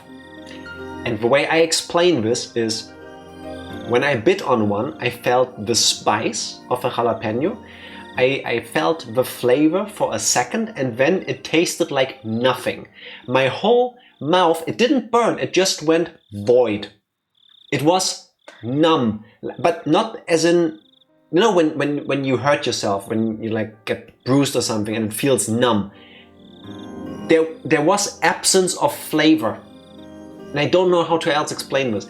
And those I didn't like because that made me not taste anything for a bit. No, those I really enjoyed, but jalapeno is like the highest spice I still enjoy. Everything above that is just like meh. Yeah, but just as a little kick in between, not as in a mouthful of jalapenos. Well, that I also don't really mind. Would I do it for fun? No. No. But especially with like chili or with like jalapeno cheese or chili cheese fries and stuff, then I love a bit of extra jalapeno in it. But everything above jalapeno is like... No, not for us. Nah. More for you. Like seconds after, Jackfruit and Hanyu can just do that. I don't believe it. I don't believe it. He already had the suspicion before, but then it was like, okay, only Rika can hear her, can do everything with her, so it can't really be yet unless proven otherwise. I am deep enough into Higurashi that I know that even if the characters tell us, I don't have to believe that. Because it's always informed by their own perspective. Yeah, but still, it's handy to actually hear it first. Let's see. Something that hints towards it.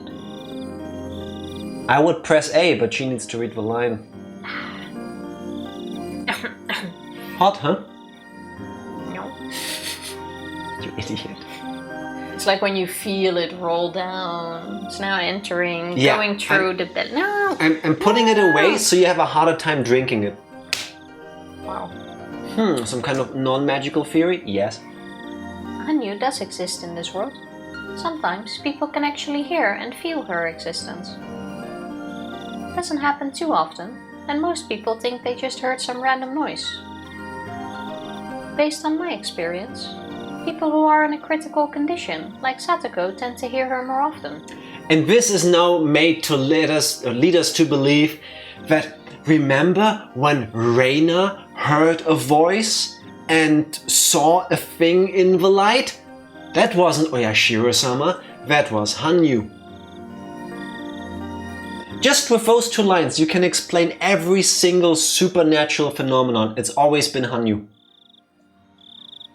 People who are in critical condition. Mm-hmm. Like people who hear someone walking behind them. For example, it's always been Hanyu. It's always been Hanyu. There you go. Yeah, I've just explained everything.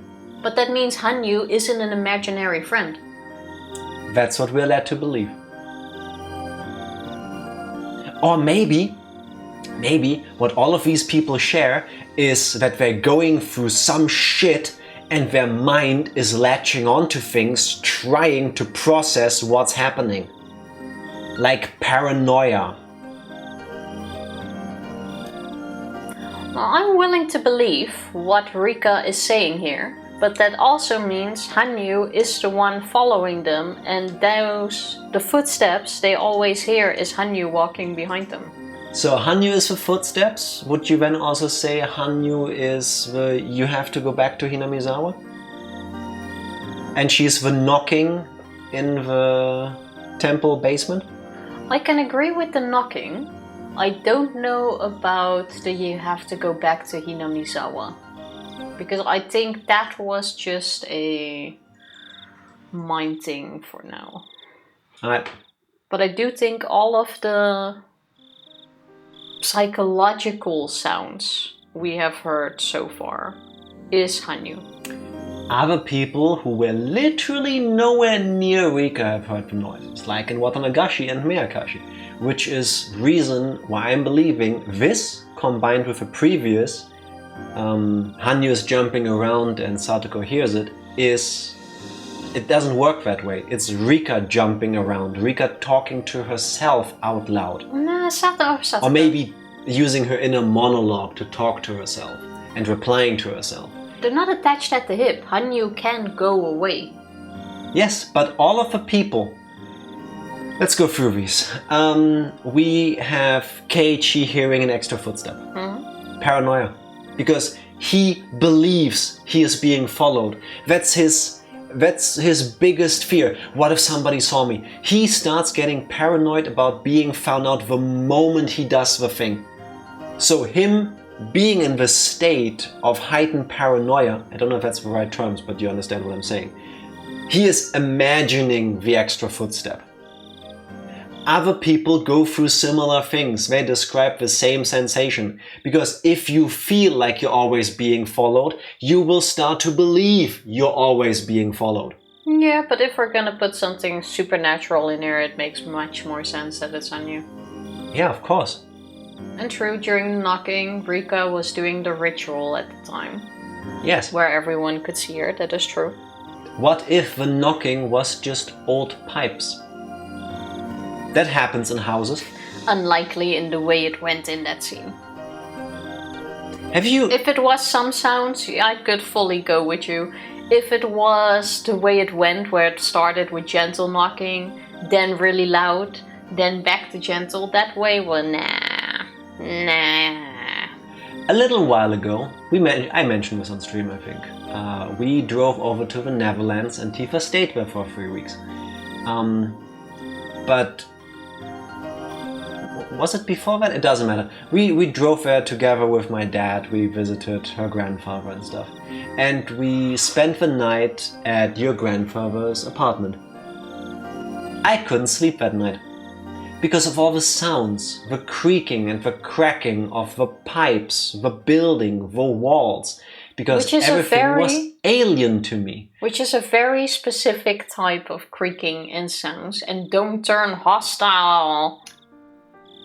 If I am in a mental state where I'm going into a place where I'm trespassing, where my mind tells me maybe I could be getting punished for this, I will see it in a different light. Step 1, stick to your own theory no matter what. Step 2, change your mind. Step 3, gaslight everyone saying what you knew all along. Maybe later. You think there's plumbing at the ritual storehouse? Maybe. Maybe it's just the wood creaking as the building expands because maybe it was a very hot day or maybe it was a comparatively cooler day. It's Watanagashi. It's getting dark outside. The temperature drops and the wood compacts again because wood expands when warm and it shrinks when not visibly like this, but physically it does. It expands when it gets warmer, it contracts when it gets colder. If that's the thing.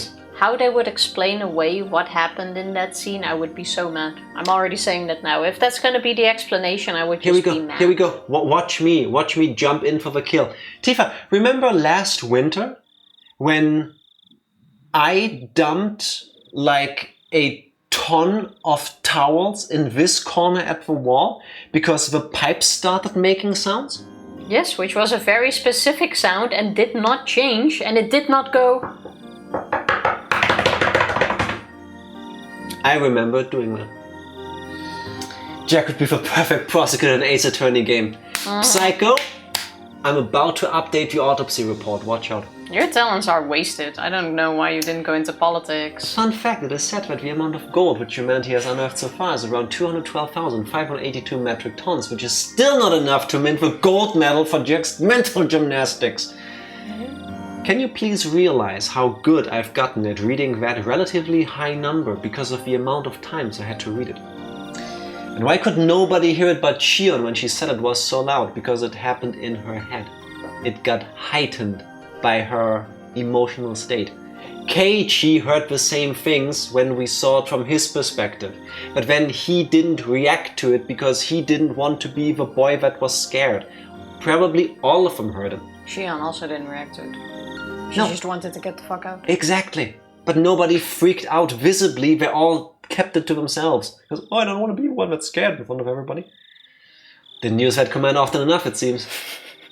Maybe it's because all of you are gaslighting me, trying to make me believe I'm not onto something. So. Yeah.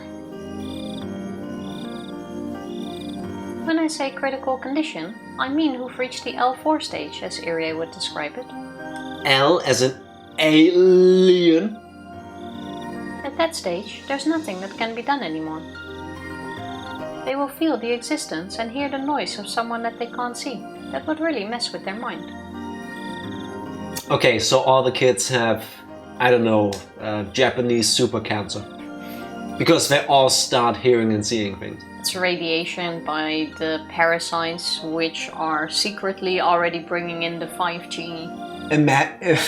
imagine if for some reason chapter 8 ends with all of the things that happen and the time being wimey-limey, wibbly-wobbly is because they all developed radiation sickness, because Onigafuchi Swamp was an illegal dumping ground for nuclear waste. What are you gonna do then? That would be a very interesting ending. I think I would piss myself. Like, physically. I would just let go of my bladder, I guess. Hanyu stopped jumping up and down and gave up as I started pouring alcohol into my glass. Convenient, isn't it, that the moment Rika needs to use her hands steadily to pour a drink, Hanyu stops moving. Hanyu gave up. I wasn't drinking because I wanted to be mean to Hanyu. In fact, I always wished she would enjoy it too. I poured only a little bit of wine inside the glass and diluted it with plenty of orange juice. In fact, this cocktail is pretty much just juice. I also put some crushed ice inside the glass. That sounds really good, actually. With that, it looked like a real cocktail they serve at the bar. I would drink that. See, Hanyu? It's very diluted. I licked the edge of the glass to see how she'd react. Live reenaction? That's how normal people do it, right?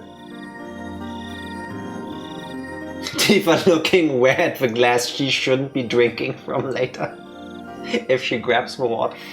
I guess it's not that bad. Good.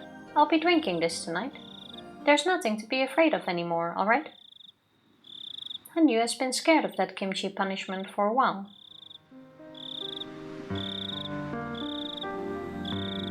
As I put it back inside the refrigerator, she seemed relieved. It gave her kimchi. the ghost shits. Yokai diarrhea.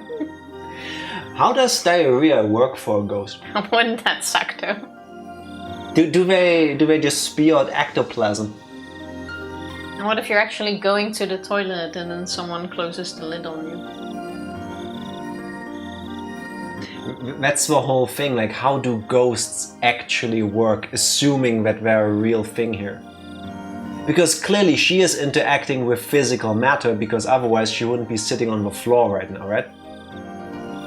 Also, that glass does not look like it has orange juice in there, nor ice, by the way. It melted already by the time it took you to read that line. I took the glass and headed back to the window. There was no breeze, but it seemed a little bit cooler. Hey, Hanyu?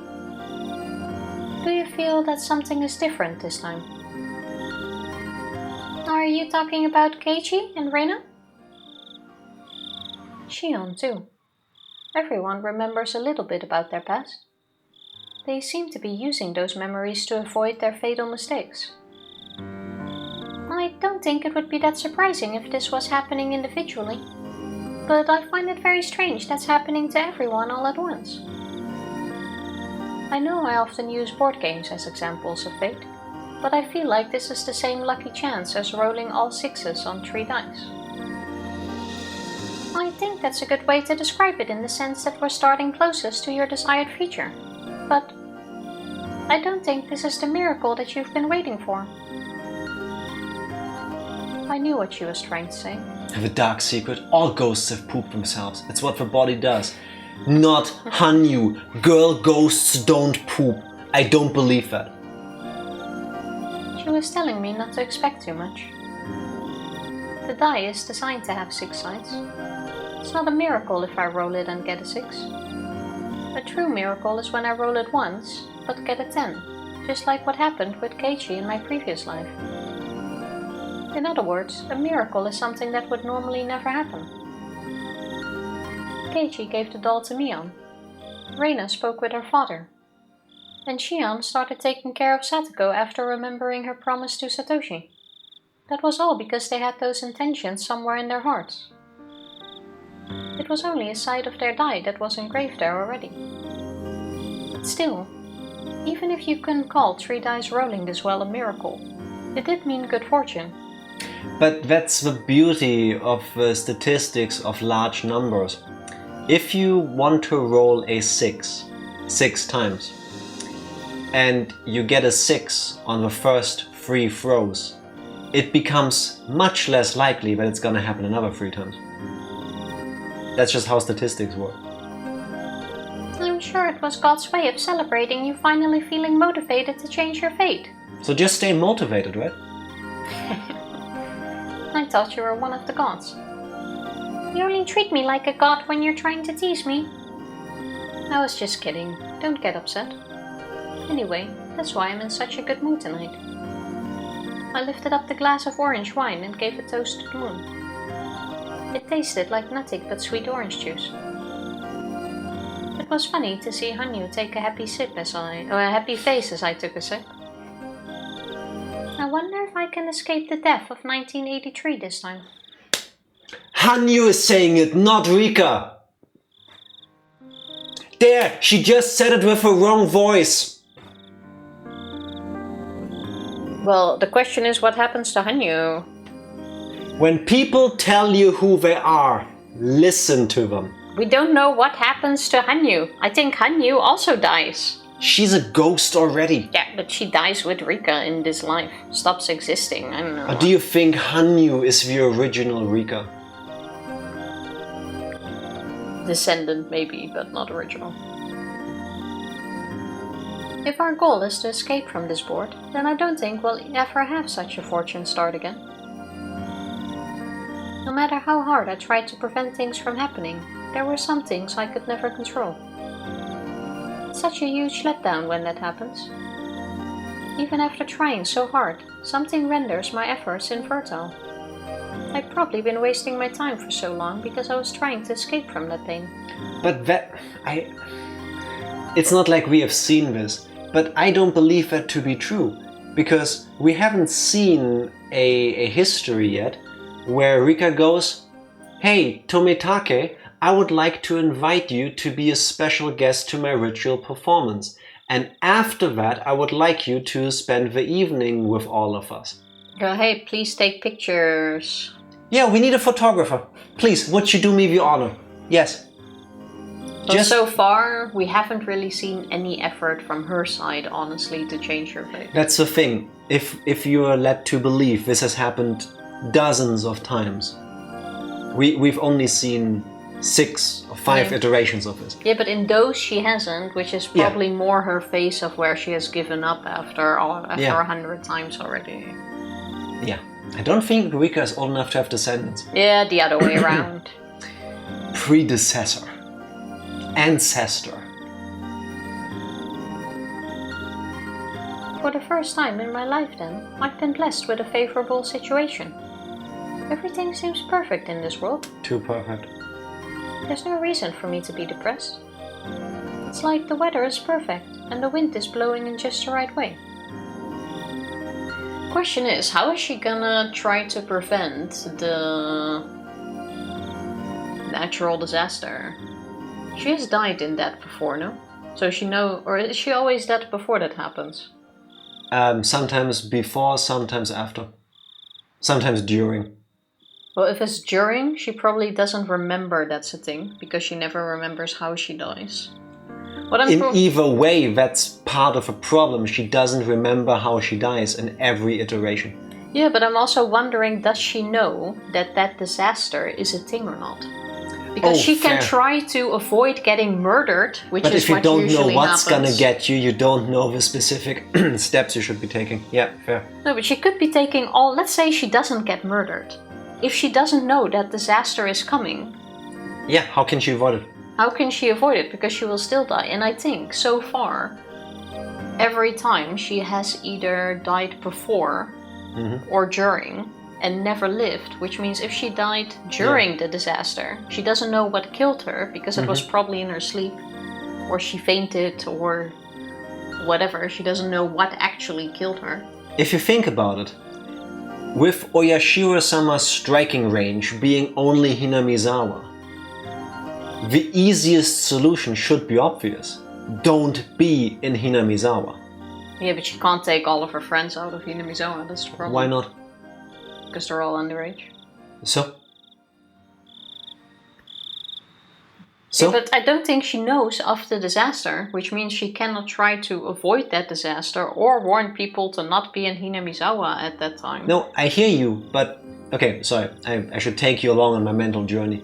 If in every life I've lived, I keep dying in Hinamizawa, at some point I would try to just not be in Hinamizawa. Yeah, but that's not her goal. No, her goal is to have a happy, healthy life.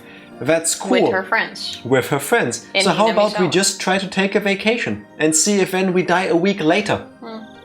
Skip like a month of the time where everything happened. Yeah. If I keep dying the day off, the day after, the week after Watanagashi, maybe I should stay away for 2 weeks. I don't think she has the money for that. Like, they're already struggling a bit. Ask the Sonozakis for help. I don't know. Not as easy, I think, for a, 9-year-old, but... Take the money from the auction, skim some off the top, tell the old people Oyashiro-sama demands it. Give some tribute. Nah.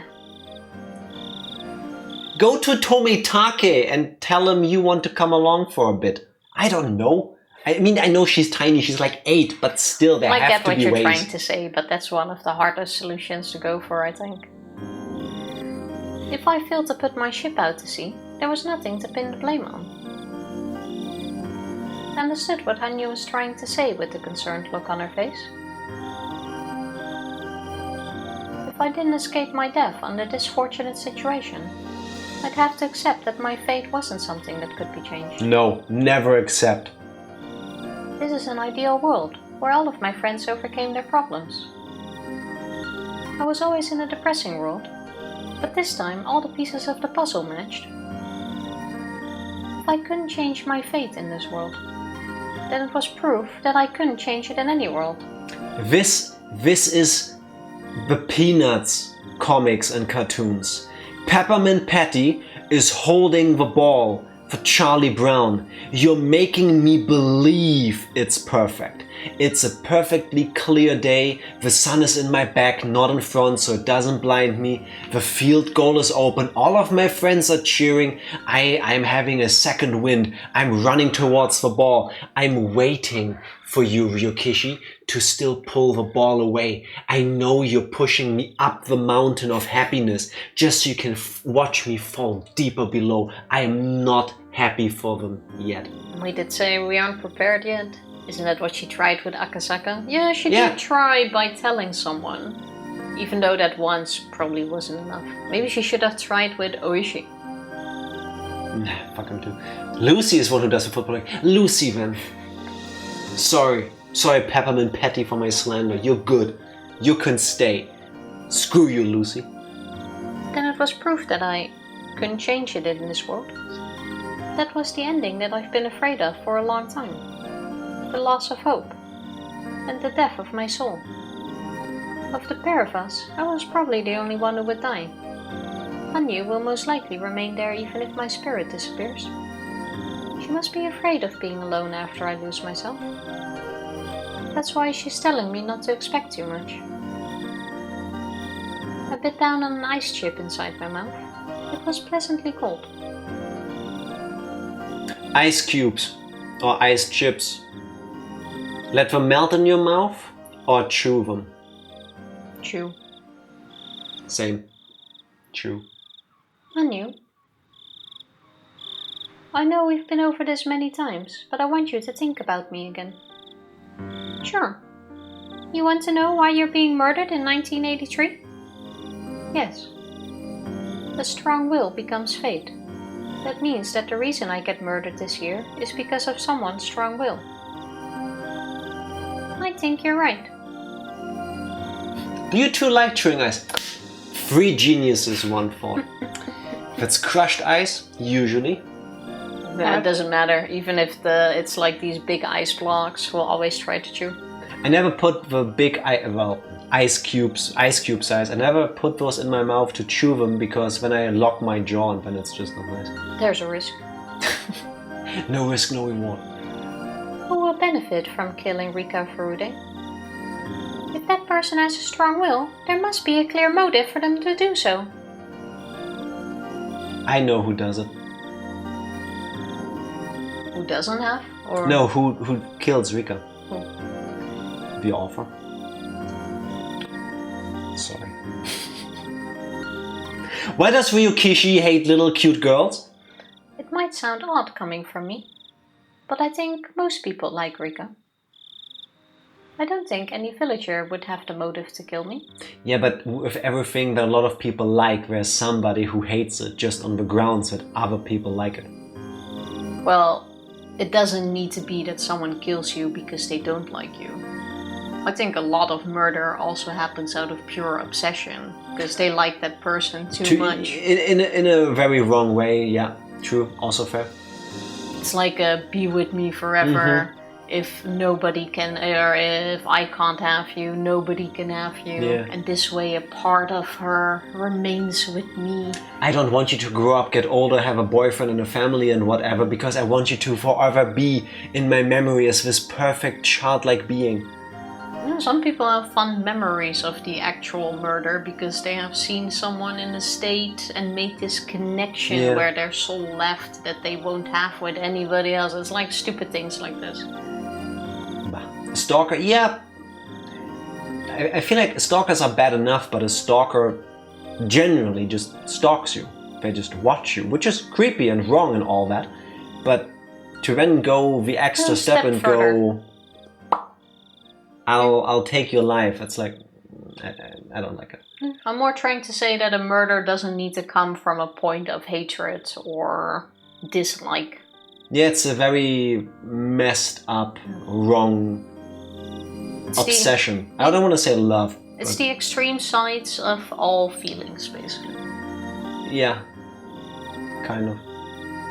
The people who live in this village are all fond of you. Thanks to you. Did she just confirm it again? What? Thanks to you is because of the predictions, I think. The people who live in this village are all fond of you, thanks to you. Which I think has to do with her power and predictions. Nah, I don't think so. I'm just showing you my appreciation. I'm just showing you my appreciation. Anyway, we now know that the Sonosaki family is not the culprit. I have no idea who else would want to kill me. You know, this village is supposed to be the safest place in the world for you. Who says that and why do they say it? You're right. It's supposed to be. There are plenty of people who would protect me here. Because of who she is. Bullshit. It's ironic. For a long time I've been refusing help from all those people who were trying to keep me safe. There is something to be said about the anonymity of living in a city. Some people get depressed moving to the city or living in a city because you're surrounded by hundreds of thousands, sometimes millions of people, but nobody knows each other. It can feel like a very isolating life. But I feel like for somebody like her, that might be at least a temporary solution. Rika, I think we should rely on Irie. People in this village love and cherish me. But no matter what, they never saved me when I tried to escape the fate of my death. I spoke to several villagers in the past, but they never believed me, and none of them saved me in the end.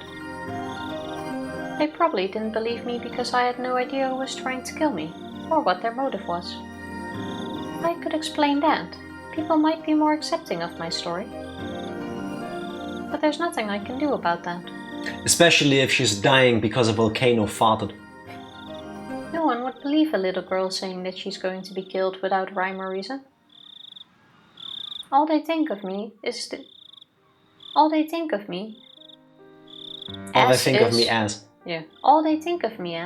reincarnation of Oyashiro-sama and the leader of the Furude family. They do cherish me, but they won't protect me with their lives. Even if they do, when the volcanic gas eruption happens, nobody can save you because the air is turning toxic. On the other hand, Irie and his people are totally different. They realize how special I am, and they would try to make sure that nothing happens to me. If I confessed to them that my life was in danger, I'm pretty sure they would do their best to prevent it. But I feel like here, it's better to take the path of what she did with Akasaka. Like, come with, these people are gonna die first, at this night, this is the way they will get killed, and then follow with the rest. Like, get some proof that you do know something is up and happening. Because it's like you said, then they're more likely to believe you. Also, Lorenzo, how are you doing? Happy, what is it today anyway? Sunday. Are you gonna finish your line, or? You were in the middle of a sentence. What did I say? I forgot. Don't know why I was blocked since I haven't spoiled crap. There's no 18 plus tag, and I was nice the time I came in. This seems false. I don't know why either. Maybe one of the bots got overzealous. I will look into this after the stream. Sorry it happened. That's all I can say right now. Okay, I'm slightly confused, but what he said. You were saying something about the murder of Rika? Oh yeah, but first you say... One second. Did we just lose internet? Because I think we did. It says stream is reconnecting. Let's take a short break and be confused off screen while I try to fix this. BRB. BRB. We're back. We're back, hopefully, with internet. The curse of Mame struck us hard. Appears we are stable. Let me try to load the stream over here just in case. I'm moving. I can move. Now, what we were trying to say before the internet died, we didn't even see Mame's message and it hasn't even loaded in. Welcome in Mame, who I know is here because I saw your message when I quickly came in with my phone. I can't see it on stream, but hello Mame, how are you doing? Also Lorenzo the boss, I don't know why you got banned. I assume it was an overzealous bot we have set up. I will look into this after the stream. Sorry for the inconvenience. Thank you for being here. Appreciate it. It wasn't meant to be. Yes. Sorry. Is this a different account then, by the way? I would assume so. That's why there's 2010's Lorenzo the bosses. For moments like these. I appreciate that. The eggs are back! Yes. It's been a while since we had an internet outage midstream. I didn't miss it. Yeah. Used to be once every stream at least. The good old days. Let's not change it. That's been a long time ago. Back on the menu, boys. And we're trying to not have that happen so often. Back on the menu. Sorry for turning the stream and destroying it while I was at it. Yeah, Mame. What you gonna do now? First of all, yeah, how are you gonna pay us back for it? No. I was gonna say, if it takes an internet outage to have Mame around, then that's worth it. Oh, that's very smooth. I know. Ah, that's smooth. Cry in a corner, I guess. Well, good thing. Please don't. It's not necessary. Only Tifa hates you for it. I love you all the same. There you go. Hope you're doing well. Welcome back in, everybody. I hate tech issues. Oh well. I have no idea what potentially eye-opening epiphanies you were having before the internet died. I remember you had like a 30-second monologue going that I was blinking out during. I was having a brain fart. Well, I was confused about Lorenzo's comment being blocked. But before that you said something that was potentially great. Before that, I was talking about... Oh yeah, now I remember. About Rika, instead of just going to someone and saying, hey, I'm gonna die, please help me. To do it more like what she tried with Akasaka. But maybe tried it more than once. I don't know if she has. Maybe she has, maybe she didn't. But she says that she has tried it with people before. Yeah, but here she said that she told people that she's going to die, but she couldn't, or that she's going to get murdered, but she couldn't tell who kills her. Yeah. That doesn't mean she came with facts about things that will actually happen, like Tomitake dying exactly when, the way he did, and then say this person will kill Tomitake and then murder me too, for example. Yeah, if she gave him a bit more stuff to believe in her words, maybe it would have helped. The question is, Or how maybe, I did don't know. she go about it? Which is really funny, because didn't you say something earlier like, oh Jack, you wouldn't believe it if she said these things? Yeah. I mean, yeah, I said that, but I also believe you wouldn't believe it, no. Where's the gold medal for Tifa's mental gymnastics? Yeah, but that's why when when she tells you it's a messed up world, but then she just tries again with someone else in a different chapter. Fair enough. I think some things you need to try, especially in a situation that is as fickle as hers. I think trying the same thing but on different people isn't a bad thing to experiment. Just because you tried it on person A doesn't mean it won't be effective with person B, for example. Yeah, true. I'm not saying you have to go through the entire village, but pick some key people where you think they might have an influence. Just tell Keiichi is too stubborn to accept fate. Easy peasy. At a sick day today, happy that's over. Mame, I'm glad you're feeling better. Please rest some more. Just in time for Monday. You had a sick day and now you got better thanks to our internet dying on us midstream.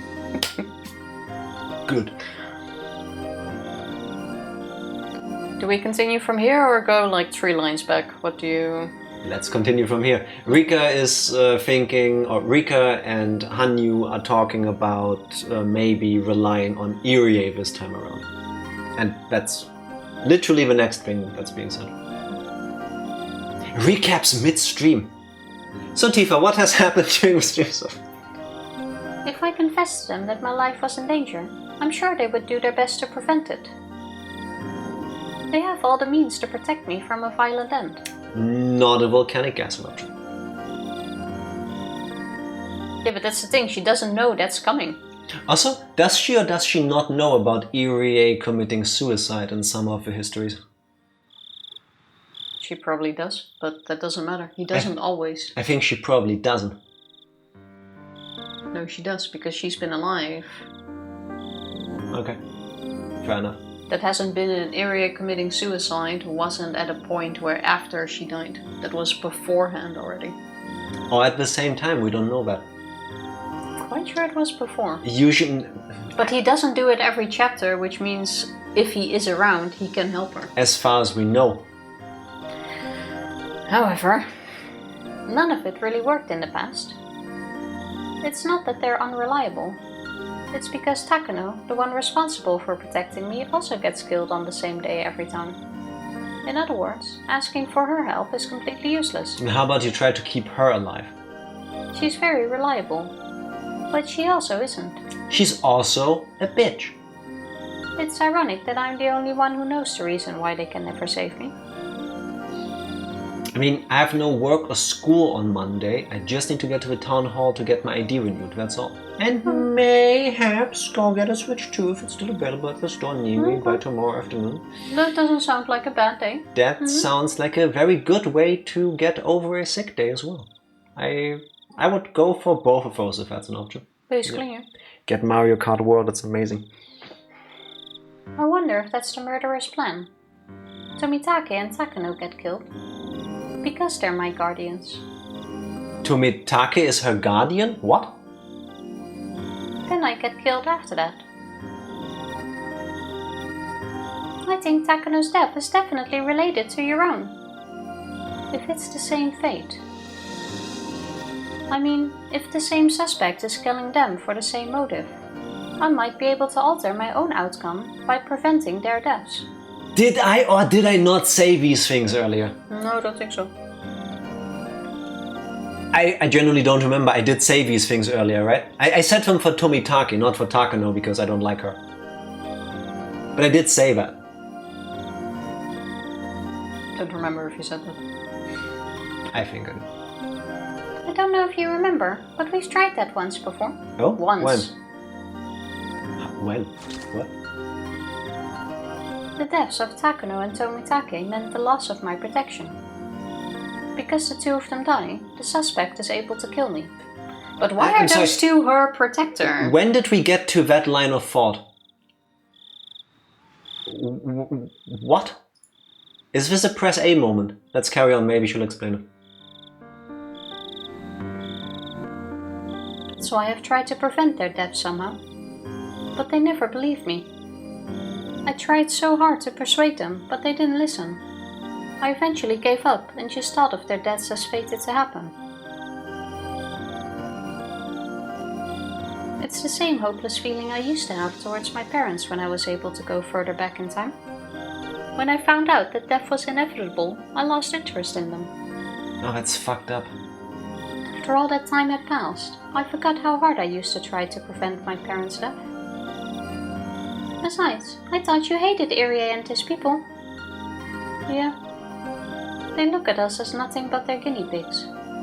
Can we get explanations for that, please? I support them, so I can help Satoko. But it disgusts me to think that they're only using me as a test subject. I've been resenting Irie for that reason.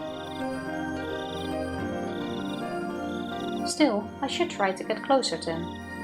After all, he's the only person who understands how important I am. For what purpose? He's the main person I should be talking to, and he has the most potential for protecting me. I can't avoid seeking help from him just because I don't like him.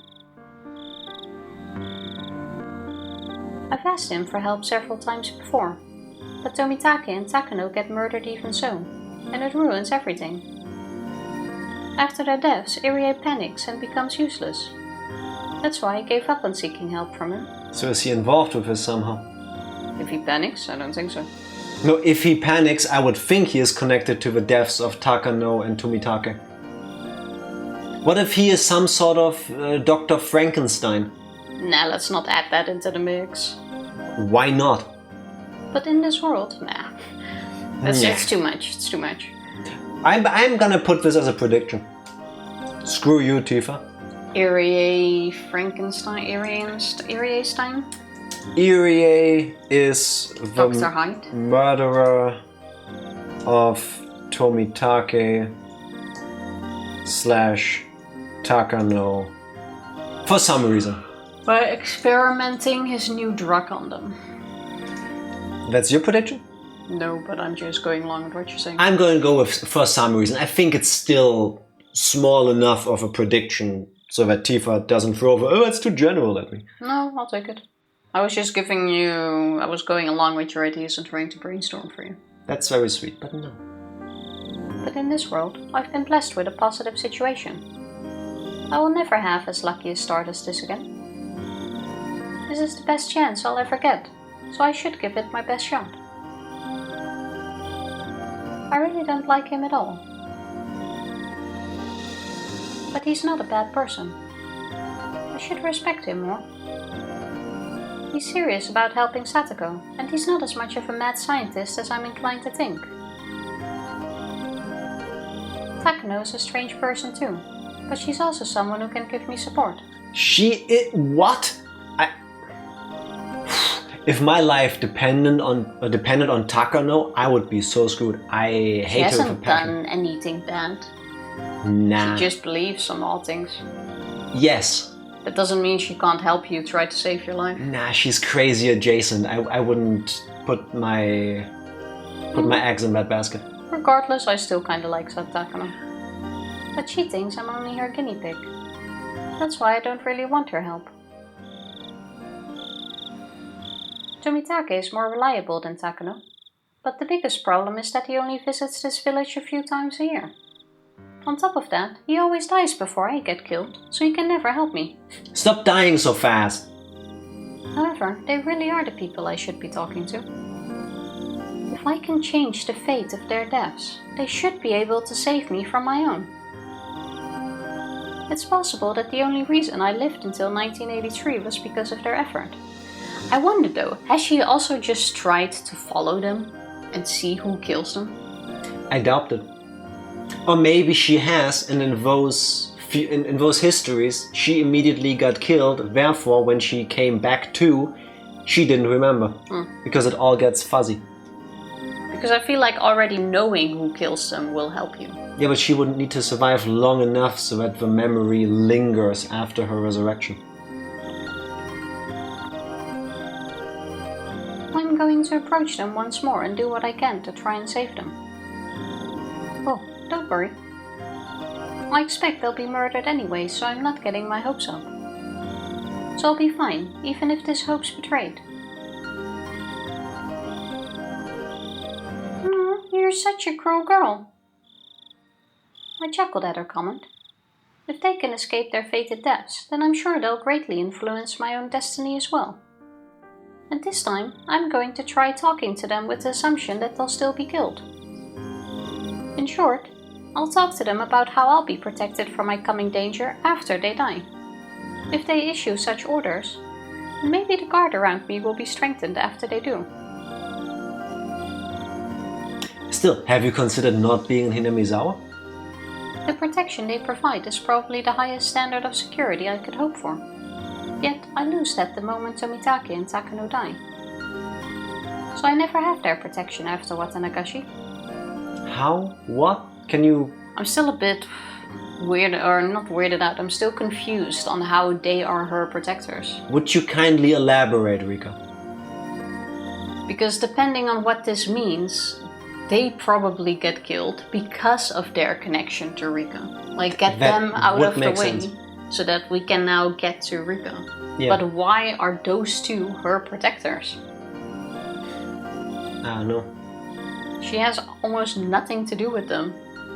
It turns out that just the way Rika is able to retain the memories of her previous lives, there's also a little bird that migrates to Hinamizawa around this time of the year, who also goes through a similar cycle of rewinding time.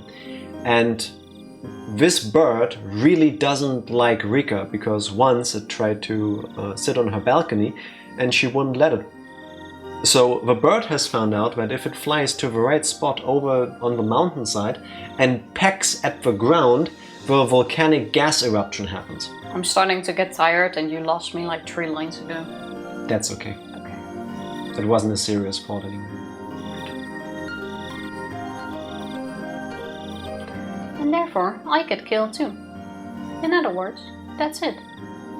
Whoever possesses the strong will to kill me actually just wants me dead. Yet so long as those two are alive, there's a tight security all around Hinamizawa that prevents the killer from getting to me. So it's basically what I said, but why? So, to kill me, they must first kill Tomitake and Takano, the heart of that security. Then my protection falls away, leaving me exposed. Why does she think that? It makes no sense to me. Yeah, because Tomitake she sees every now and then. Takano she sees once a week when she goes to the clinic with Satoko. Yeah, why would you think the guy who comes to a village every couple months to take a couple bird and forest pictures would be your security? It doesn't make sense to me. Maybe he sleeps on the property ground? We don't know where he stays. I don't know. But even then, it's not really a security, is it? 1 second. Nah, it couldn't be. I had a really dumb idea. Like, so stupid that it died off immediately in my head. I was thinking, what if Tomitake isn't Tomitake?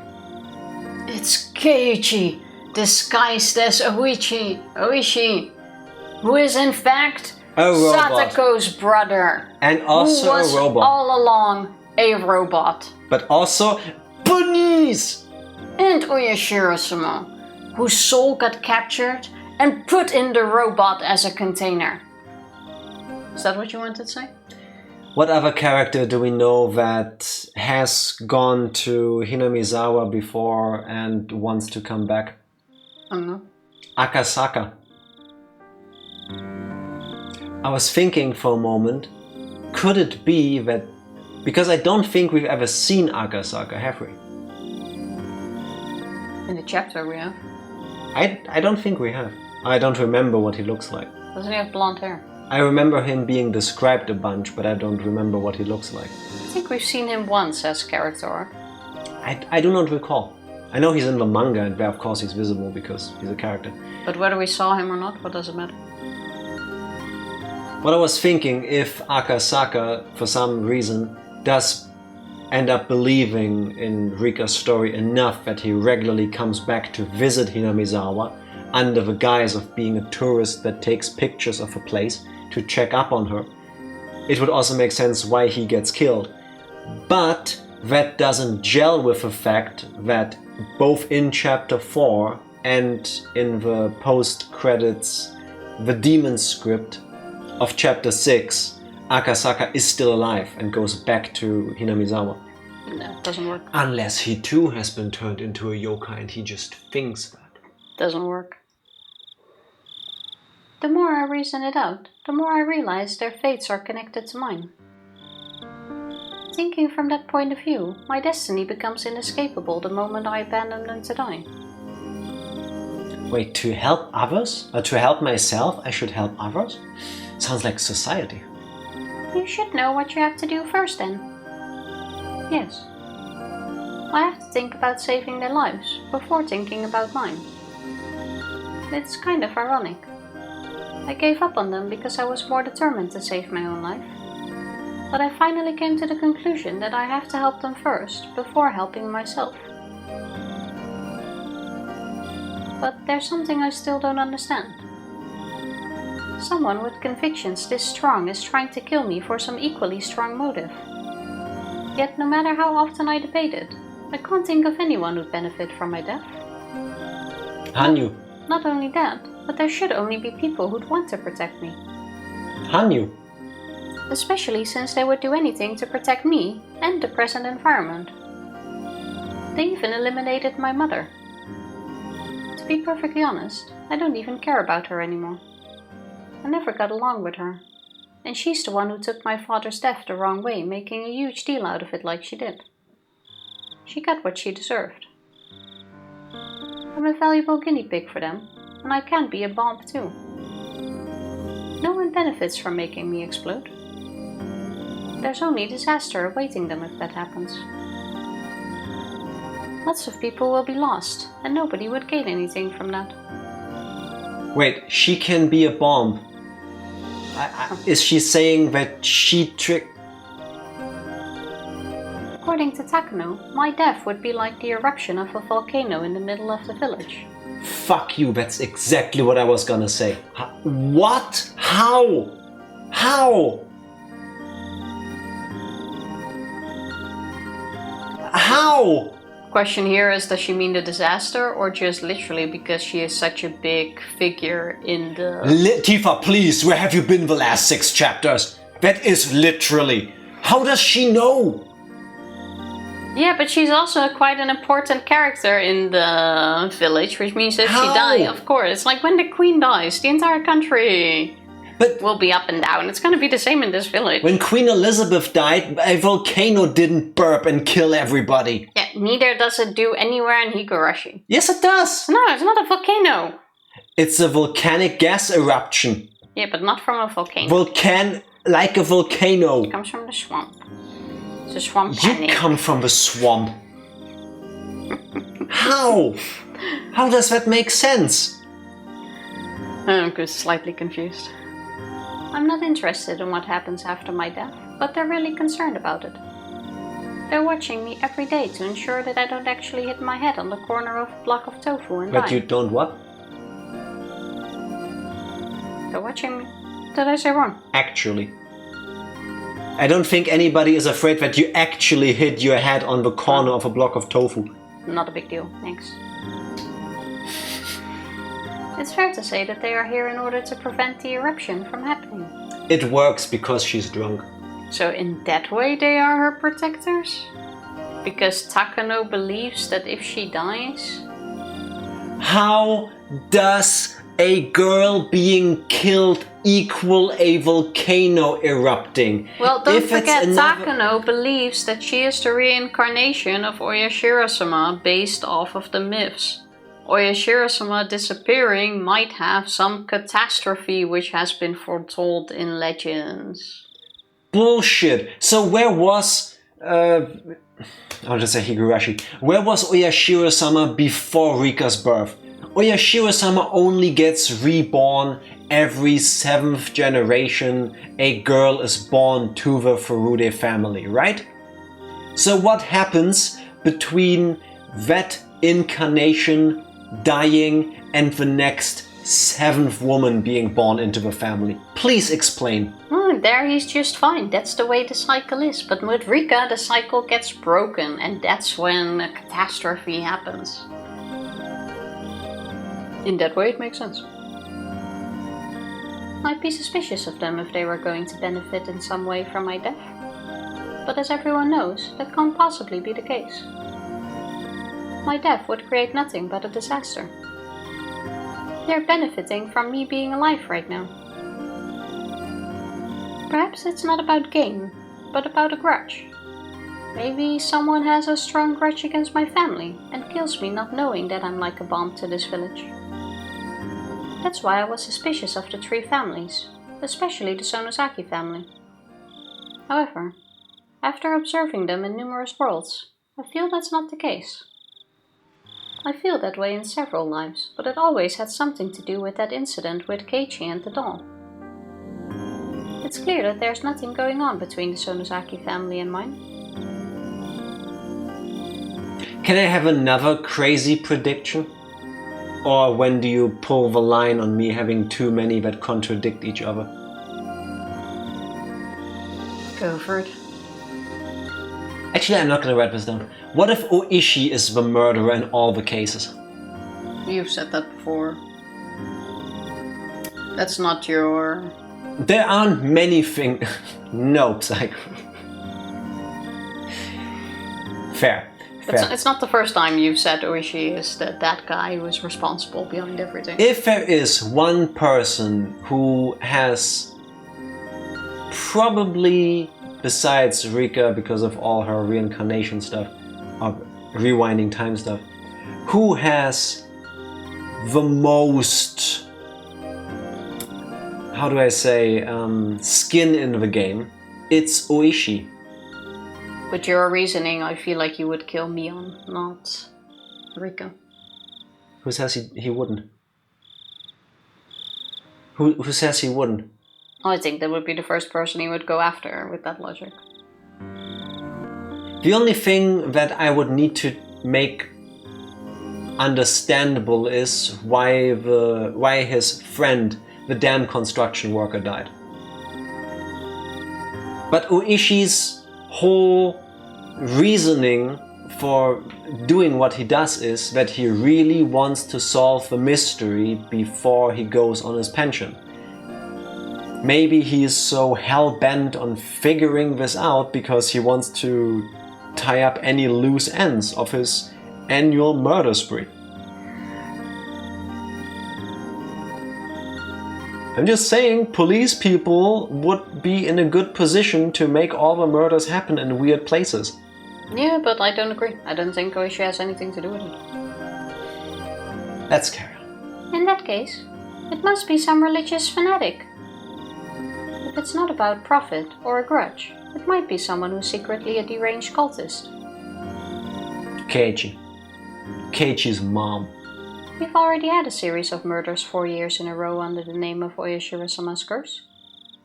Timing-wise, it would be somewhat interesting if I, the reincarnation of Oyashiro-sama, were killed on the 5th year.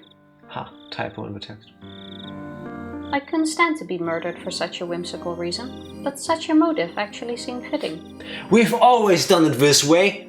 This year it's your turn. Ironically, I would have to suspect Takano if that's the case.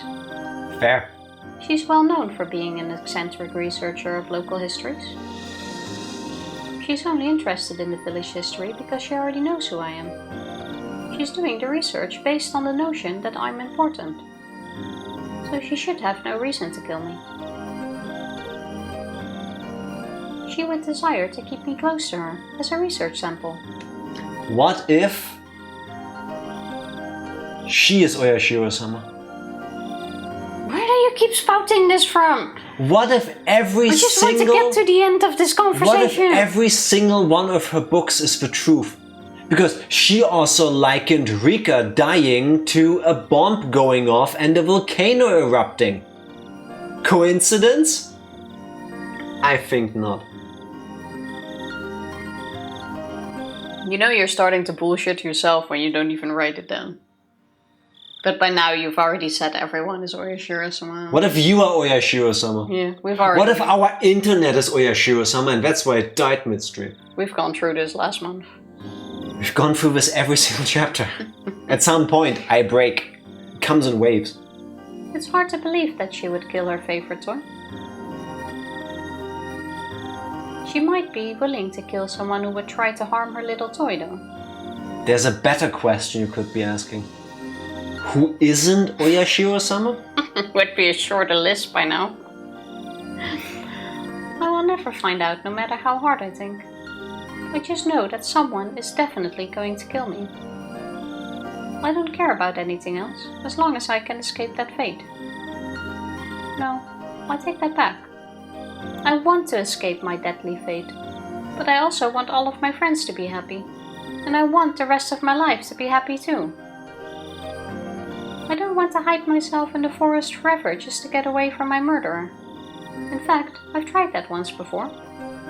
But I still met with the same ending. Because you did it in Hinamizawa, please leave.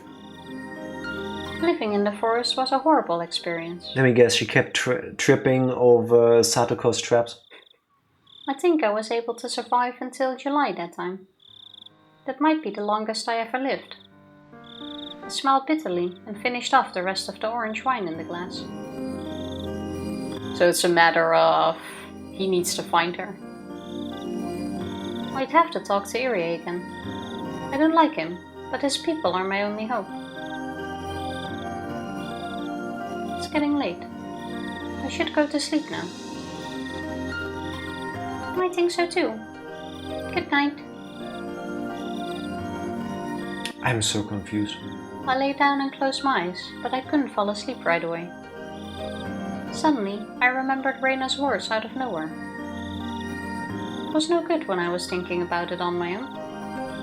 I wasn't thinking about it on my own. Yes, you are. I was talking it out with Hanyu. Again, basically confirming that we are the same person. She's not confirming it. She's saying she isn't going through it alone. Can we skip to the end of whichever chapter in here it happens, that we learn that Hanyu is just a figmentation of Rika's mind? Which I completely understand, especially all that she's been through in this story. I would get it. No blame. Absolutely none. No, I know. It's important to talk to other people. Friends have greater meaning than I thought. You can talk to them about anything. I finally realized that. That's exactly what Reina said. Yeah, that's why it's a quote. That's why it had the quotation marks. Okay. Yeah. After I asked Takano for help, should I also talk to Keiichi? I've told him before in my previous lives, but he never believed me then. Because not in the ones we've seen, you haven't really. You might have hinted at it, but I certainly didn't pick up on it. I would go crazy though. Like now we have a perfect line. What do I need to do to make this perfect line continue? What if I mess it up by doing this one thing, which then derails that perfect life? Yep. When do you play the Jenga tower too hard? Mm-hmm. The two of us. Rika Furude always thought that there were 4 members in her family. She could clearly see all of us, her father, her mother, and me. That's all It's Hanyu. Hanyu. My voice is getting sore from Hanyu. I'm sorry. She had no idea that I was invisible to anyone else but her. My appearance is a little different from human beings. I may otherwise look like a person, but I can't hide my horns. Thank you. So it's obvious that I'm not human. I'd hope that because Rika has seen me since she was a baby, she wouldn't be bothered by my ugly horns at all. And that hope came true. Just as chicks believe whatever they see first is their parent, Rika accepted me as part of her family as a matter of course. Even though I have these horns, Rika and I have been close ever since the day she accepted me as her family member. I became closer to her than her parents. Well, technically you've also spent more time with her than anybody else. I couldn't even remember the last time I was able to communicate with someone. We spent all day together. But her family, especially her mother, denied my existence. Since her mother so strongly denied me, Rika and her mother became distant. Rika didn't learn certain things that many children learn from their mothers. That's why Rika sometimes would laugh or react in a certain way that her mother didn't approve of. She was probably having a conversation with Hanyu in her head. That's why I taught her instead. It's kind of ironic how that made her mother resent Rika even more. Rika used to fight with her a lot about how she talked. I guess she picked up some bad habits from me. Because the fact that she didn't get along with her, Rika, was a pretty normal fact. Pretty normal fact. How about you start Rika over because you already got the first word wrong. Besides the fact that she didn't get along with her, Rika was a pretty normal girl. She was just like Satoko. She loved running around in the woods and doing mischievous things. However, in June 1983, Rika's life was taken. All we want is a happy life for Rika. My power only allows us to search for the path leading to that. It's awful to repeat the same tragedy over and over again. Although it's devastating, we can still find happiness within this endless world. Rika's destiny is a tragic dead end. But I'm secretly enjoying the fact that I get to spend more time with her than what normal people can enjoy. It's not just Rika. They may not see or hear me, but being with Satoko, Mion, Reina, and Keiichi is also very fun. I can never be one of them, but I can still be by their side. Why does it make me so sad? Because it's kind of a lonely existence, honestly. So is Hanyu the one always causing Rika's death? Because that way at least she doesn't have to be alone. No. I do think Hanyu is trying to help her. That would be nice. But why can't Hanyu say who kills Rika? Yeah, weird, isn't it? She doesn't disappear after Rika dies. Because she still needs to do the start over. I know, weird, right? Almost as if Hanyu existed only within Rika's head. Otherwise, that doesn't make sense. Well, in that way, they are semi-connected, I guess. But they are not connected at the hip. She can go to other places. Well, yes. But that doesn't mean she's not an imaginary friend, I guess. So how can Hanyu not tell Rika that every time after she gets killed, there is a volcanic gas eruption? There's gonna be an explanation. I just don't know what it is yet, but it's the explanation is straight in your face. I'm not convinced yet. Not convinced yet.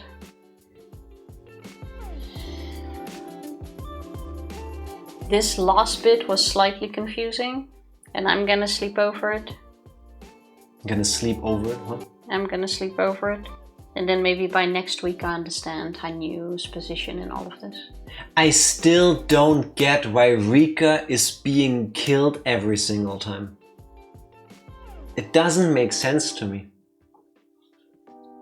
Well, no, because we don't know who the murderer is. Yeah. For what purpose? To what end? Why are you doing this? Are you saying murder is pointless? No. And I wish I could, but unfortunately that's not the case. They tried to reason with Hitler. That didn't work. I do wonder though if in the end, because I'm quite sure we're going to learn who kills Rika. If it's someone we know, or if it's just a random villager.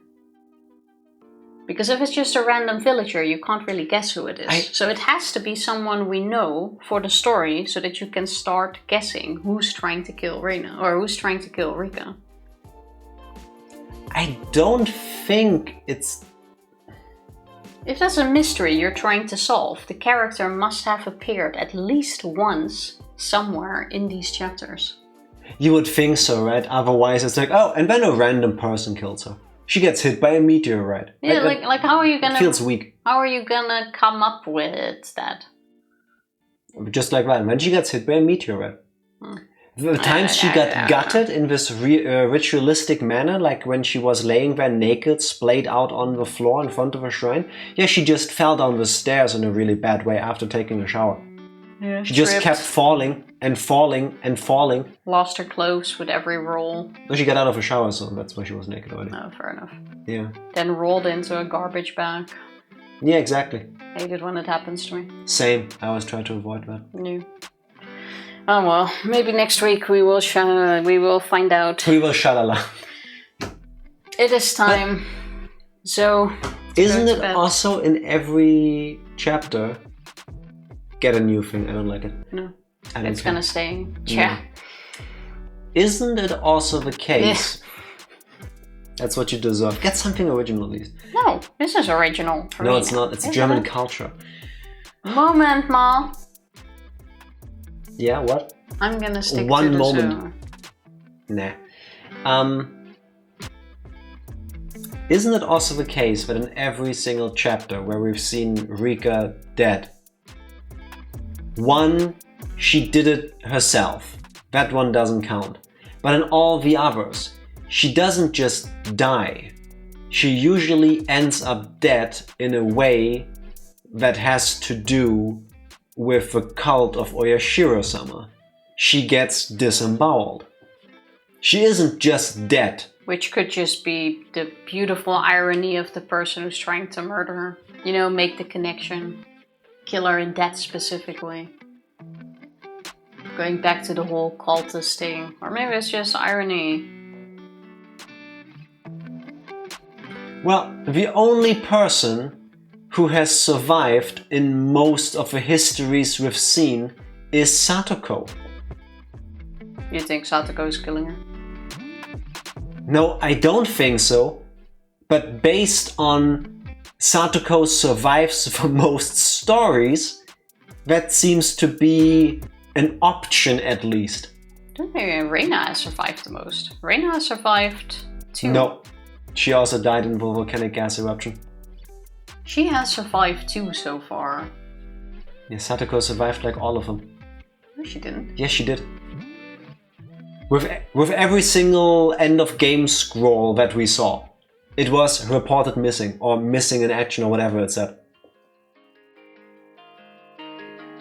At the end of chapter 3 it was the same thing. Teppei missing. You know, the whole, where did her body go? Missing, not found.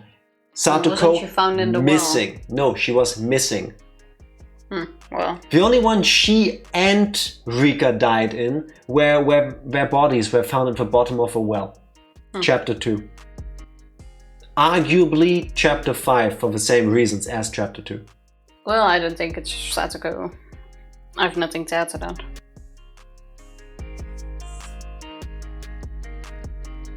Also, it's bullshit that she is fated to be killed. Because we know that there are histories where she doesn't get killed.